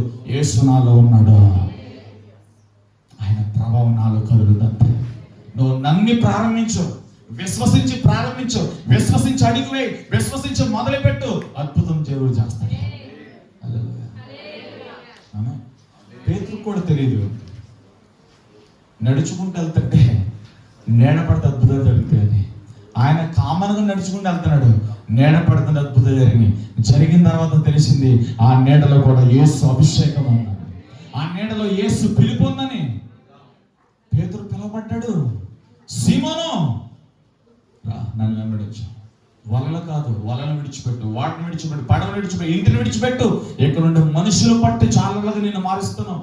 దేవుడు పిలిచాడు, మేడగదిలోనికి వెళ్ళి అభిషేకం అని దుప్పటి ధరించుకున్నాడు. పిలువబడిన పేతురు మేడగదిలోనికి వెళ్ళి అభిషేకం అని దుప్పటి ధరించుకున్న పేతురు ఎరికో పట్టణంలో నిలబడి ప్రసంగం చేస్తే 3,000 మంది బాప్టిజం పొందారు. 5,000 మంది బాప్టిజం పొందారా? తల్లి చెప్పండి. అభిషేకం తక్కువ అంచనేది. అంత్య దినాల్లో, ఆఖరి దినాల్లో ఆధ్యాత్మిక జీవితంలో ఒక క్రైస్తవుడును, ఒక సేవకుడును, ఒక ప్రవక్తను, ఒక అపోస్తలుడును, ఒక బోధకుడును, ఒక సువార్తికుడును బ్రతికించే దేవుని ఎదుట నిలబెట్టగలిగిన సత్తు అభిషేకంలోనే ఉన్నాయి. దీన్ని పోగొట్టుకున్నావా పనికిరానుడు అయిపోతావు. అభిషేకాన్ని కాపాడుకున్నావా ఈ భూమి మీద అందరి ఎదుట నువ్వు పిచ్చోడు ఉండొచ్చు, దేవుని ఎదుట నువ్వు ఎక్కరుడువే. కొంతమంది చలనం కూడా ఉండదు. నువ్వు పిచ్చోడు ఉండొచ్చు, ఏమీ లేనుడు ఉండొచ్చు, తాటాకింటిలో ఉండొచ్చు, నేల మీద ఉండొచ్చు, కనీసం ఇంటిలో నాపరాలు వేసుకుని ఓపికే స్థితి కూడా లేకుండొచ్చు. బంగారపు ఈదులు, బంగారపు ఇళ్ళతో దేవుడు నీకు అభిషేకం. అభిషేకం మాట్లాడితే అభిషేకం, నోరెత్తితే అభిషేకం, విశ్వాసంతో మాట్లాడటం, దేవుని వాక్యాన్ని ఉచ్చరించడం, యేసుని ఆహ్వానించడం, పరిశుద్ధాత్మని ఆహ్వానించడం. ఇలా బ్రతకంటే ఎవడని ముందు నిలబడలేడు. రోడ్డు మీద భాషలతో ప్రార్థన, వంటగదిలో భాషలతో ప్రార్థన, బట్టలు ఉతికేటప్పుడు భాషలతో ప్రార్థన, నోరు తెరిస్తే అన్య భాషలు. అటువంటి ఫైర్ మన నాలుగు మీద ఉండాలి, అటువంటి వాక్శక్తి నాలుగు మీద ఉండాలి. బూతులాడుతూ ఉండదు, సరసోక్తులతో ఉండదు, పెద్ద చిన్న లేకుండా మాట్లాడుతూ ఉండదు. ఎక్కడేమో దేవుని పాటలు, ఎక్కడేమో దేవుని ఇంటికి వెళ్ళిన తర్వాత రోడ్డు భాష, బజారు భాష, ఓర భాష, కుక్క భాష, పంది భాష. ఇది చచ్చిపోవాలి. వేసినాను పరిశుద్ధుడమైన దేవునికి ఎలా ఉన్నావు? ఆలయంగా ఉన్నావు. పరిశుద్ధమైన దేవునికి నువ్వు నివాసంగా ఉన్నావు. నువ్వు దేవుని నివాసానివి. దేవుడు నీలో నివసిస్తున్నాడు. ఆయన మహిమ నీలో ఉంది, ఆయన ఆత్మ నీలో ఉంది. అంతే. దేవుడు నిన్ను తల్లి గర్భంలో పిలిచాడు. సినిమాలు, నాటకాలు ఇలాంటి కాదు. ఎంతకాలం ఎంతో మందిని పిలిచి బ్రదర్ బాప్టిజం పొందు, అభిషేకం పొందు, ప్రార్థన చెయ్యి. నువ్వేలా చేసుకో. ఒక సేవకుడిగా మీ ఇళ్ళకు వచ్చినప్పుడు పర్సనల్గా ఫోనుల్లో ఎన్నో మాటలు చెప్పా, ఒక్కటి చేయరు. ఏమవుతాయి? కొంతమంది గురించి నేను ఆలోచిస్తా, మన సంఘం గురించే మాట్లాడదాం. కొంతమంది కుటుంబాలు ఇక్కడ ఉన్నాయి, చూస్తే వాళ్ళు చాలా మంచోళ్ళు ప్రభావ, దించిన దానికి ఎత్తరు, వాళ్ళ కట్టుబాట్లు, వాళ్ళ మాట తీరు, వాళ్ళ పలుకులు, వాళ్ళ చాలా మంచి ప్రభావ. వాళ్ళు ఎందుకు దీవించబడతలేదు? వాళ్ళకి ఎందుకు ఉద్యోగం రావట్లా? వాళ్ళకి ఎందుకు పెళ్ళి అవ్వదు? వాళ్ళకి ఎందుకు ఇల్లు కలగదు? వాళ్ళు ఎందుకు అంత దేన స్థితిలో ఉండదు? వాళ్ళని ఆశీర్దించు ప్రభా. నీతిమంతులు తలల మీదకి ఆశీర్వాదం వస్తుండగా నీ సేవకుడిగా ఇదిగో మేము ప్రార్థన చేస్తాం, వాళ్ళని ఆశీర్దించు ప్రభా అని చెప్పి మేము పైలోపాన్ని చూసి మేము ప్రార్థన చేస్తాం. అంటే మంచితనము, వాళ్ళు తగ్గింపు, వాళ్ళ సాత్వికము చూసి బాబాయ్ చాలా మంచి ప్రభు, వాళ్ళు దీవించకపోతే ఇంకెవరిని దీవిస్తావు ప్రభు, వాళ్ళు దీవించు ప్రభు అని పని పాట లాగా మేము ఇద్దరు ఎదురు బదులు కూర్చొని ప్రార్థన చేస్తాం.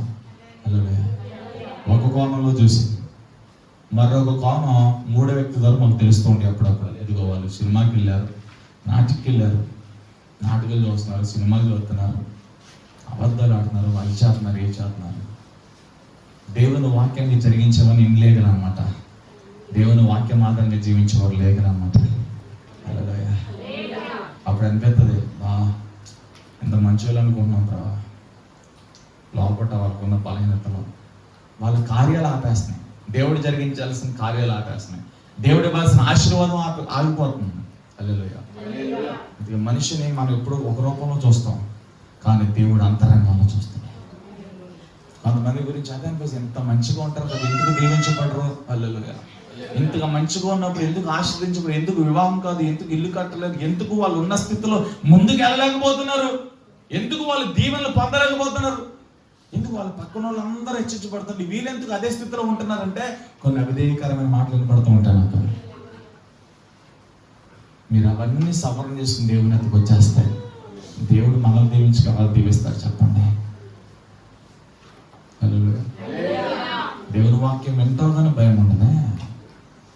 అందుకనే మొన్న నేను సైమన్ గారి గృహంలో చెప్పాను, నిజంగా ఆత్మచేత పలికాను, ప్రతి ఇంటిలో ప్రార్థన గుంపు ఉండాలి, మోకాలేసే గుంపు ఉండాలి, స్తుతించే గుంపు ఉండాలి, ఆరాధించే గుంపు ఉండాలి, ప్రతి ఇంటిలో 3 ఉన్నారు, 4 ఉన్నారు, వారు మోకాలేసి చేతులెత్తే గుంపులు ఏ ఇళ్లలో ఉంటాయో ఆ ఇళ్లలో అభిషేకం పరవశిస్తూ ఉంటుంది. అంతే. శామ్యూల్ గారి గృహం లాస్ట్ డేస్ గా చెప్పాను నేను. ప్రార్థించే గుంపులు, ఆరాధించే గుంపులు, స్తుతించే గుంపులు, దేవుని కొనేడే గుంపులు 2-3 మీ ఇళ్లలో లేవాలని చెప్పాను. హల్లెలూయా. స్తుతి గుంపు ముందు ఎలాంటి శత్రువు నిలబడలేడు, గుర్తుపెట్టుకో. స్తుతి గుంపు ముందు ఏ శక్తి నిలబడలేదు, గుర్తుపెట్టుకో. చాతబడి ఉన్నా, మాంత్రిక శక్తి ఉన్నా, ఇంకా ఏదున్నా దాని ముందు నిలబడి స్తుతిస్తే హల్లెలూయా, దాని బలము, దాని శక్తి అంతా నీ ముందు సాగిలపడి దండం పెట్టి వెళ్ళిపోతుంది. ఒక మార్గంలో వచ్చిన వాడు 7 మార్గాల్లో పారిపోతాడు. అభిషేకం హల్లెలూయా. పిలుపుని నిర్లక్ష్యం చేయకు, అభిషేకం నిర్లక్ష్యం చేయకు. ఈ పిలుపు అభిషేకం అని ఎలీషా 3వ మాట చెప్తున్నాను, ధైర్యంతో నడిచాను. ఎక్కడ కాంప్రమైజ్ కాలా. ఏ మనుషుని ఎదుట ఎలీషా తలదించలా. ఏలియా 1 పాలతో వాడబడితే ఎలీషా 2 పాలతో వాడబడ్డాడు. హల్లెలూయా. ఏలియా చేసిన పరిచర్యకు 200 పరిచర్య, ఏలియా చేసిన అద్భుతాలకు 200 అద్భుతాలు ఎలీషా ద్వారా జరిగినాయి. That is calling, that is anointing. అది అభిషేకము ద్వారా, అది పిలుపు ద్వారా సాధ్యమైంది. హల్లెలూయా. హల్లెలూయా. ఎలీషా చచ్చిపోయిన ఎముకలో కూడా అభిషేకం పనిచేసింది. Praise Lord. పిలుపు అభిషేకం ఉంటే నీకు ధైర్యం వస్తుంది. లాస్ట్ మాట చెప్తున్నా, పిలుపు అభిషేకం ఉన్నవాడు ధైర్యం కలిగి ఉంటాడు. లాస్ట్ మాట, ఎలాంటి పరిస్థితుల్లోనైనా నడవగలుగుతాడు, ఎక్కడ పడిపోదు. పిలుపు ఉన్నవాడు, అభిషేకం ఉన్నవాడు ఎక్కడైనా నడవగలుగుతాడు, ఎలాంటి పరిస్థితులైనా నిలబడగలుగుతాడు. అక్కడ నిలబడి అక్కడ దేవుని కోసం ఒక గుంపుని సంపాదించగలుగుతాడు. ఎక్కడ నిలబడితే అక్కడ అద్భుతాలు జరుగుతాయి. ఎక్కడ నిలబడతాడు అక్కడ దెయ్యపు శక్తులన్నీ కాలిపోతాయి. ఎక్కడ నిలబడితే అక్కడ ప్రజలకు ఆశీర్వాదం వస్తుంది. ఎక్కడ నిలబడతాడు అక్కడ ప్రజలందరూ దేవుని మహిమను, దేవుని వెలుగుని చూడగలుగుతారు. ఇది అపోస్తలుల జీవితాలు జరిగినాయి. నేటి అపోస్తలులమైన మన ద్వారా దేవుని కార్యాలు జరగాల. హల్లెలూయా. నేటి అపోస్తలుడు నువ్వే. అపోస్తల అభిషేకంతో దేవుడిని నింపుతానికి ఇష్టపడతాను. నువ్వు సిద్ధంగా ఉంటాయి, లేచి నిలబడతాం. ప్రభా, నేను ఈ అభిషేకంతో నింపుతా. ఏలియా దుప్పటి ఎలీషా మీదకి వచ్చినట్లుగా నీ పిలుపు, నీ అభిషేకం నా మీద రాను ప్రభా. అందరూ సిన్సియర్గా కన్నులు మూసి ప్రార్థన పూర్వకంగా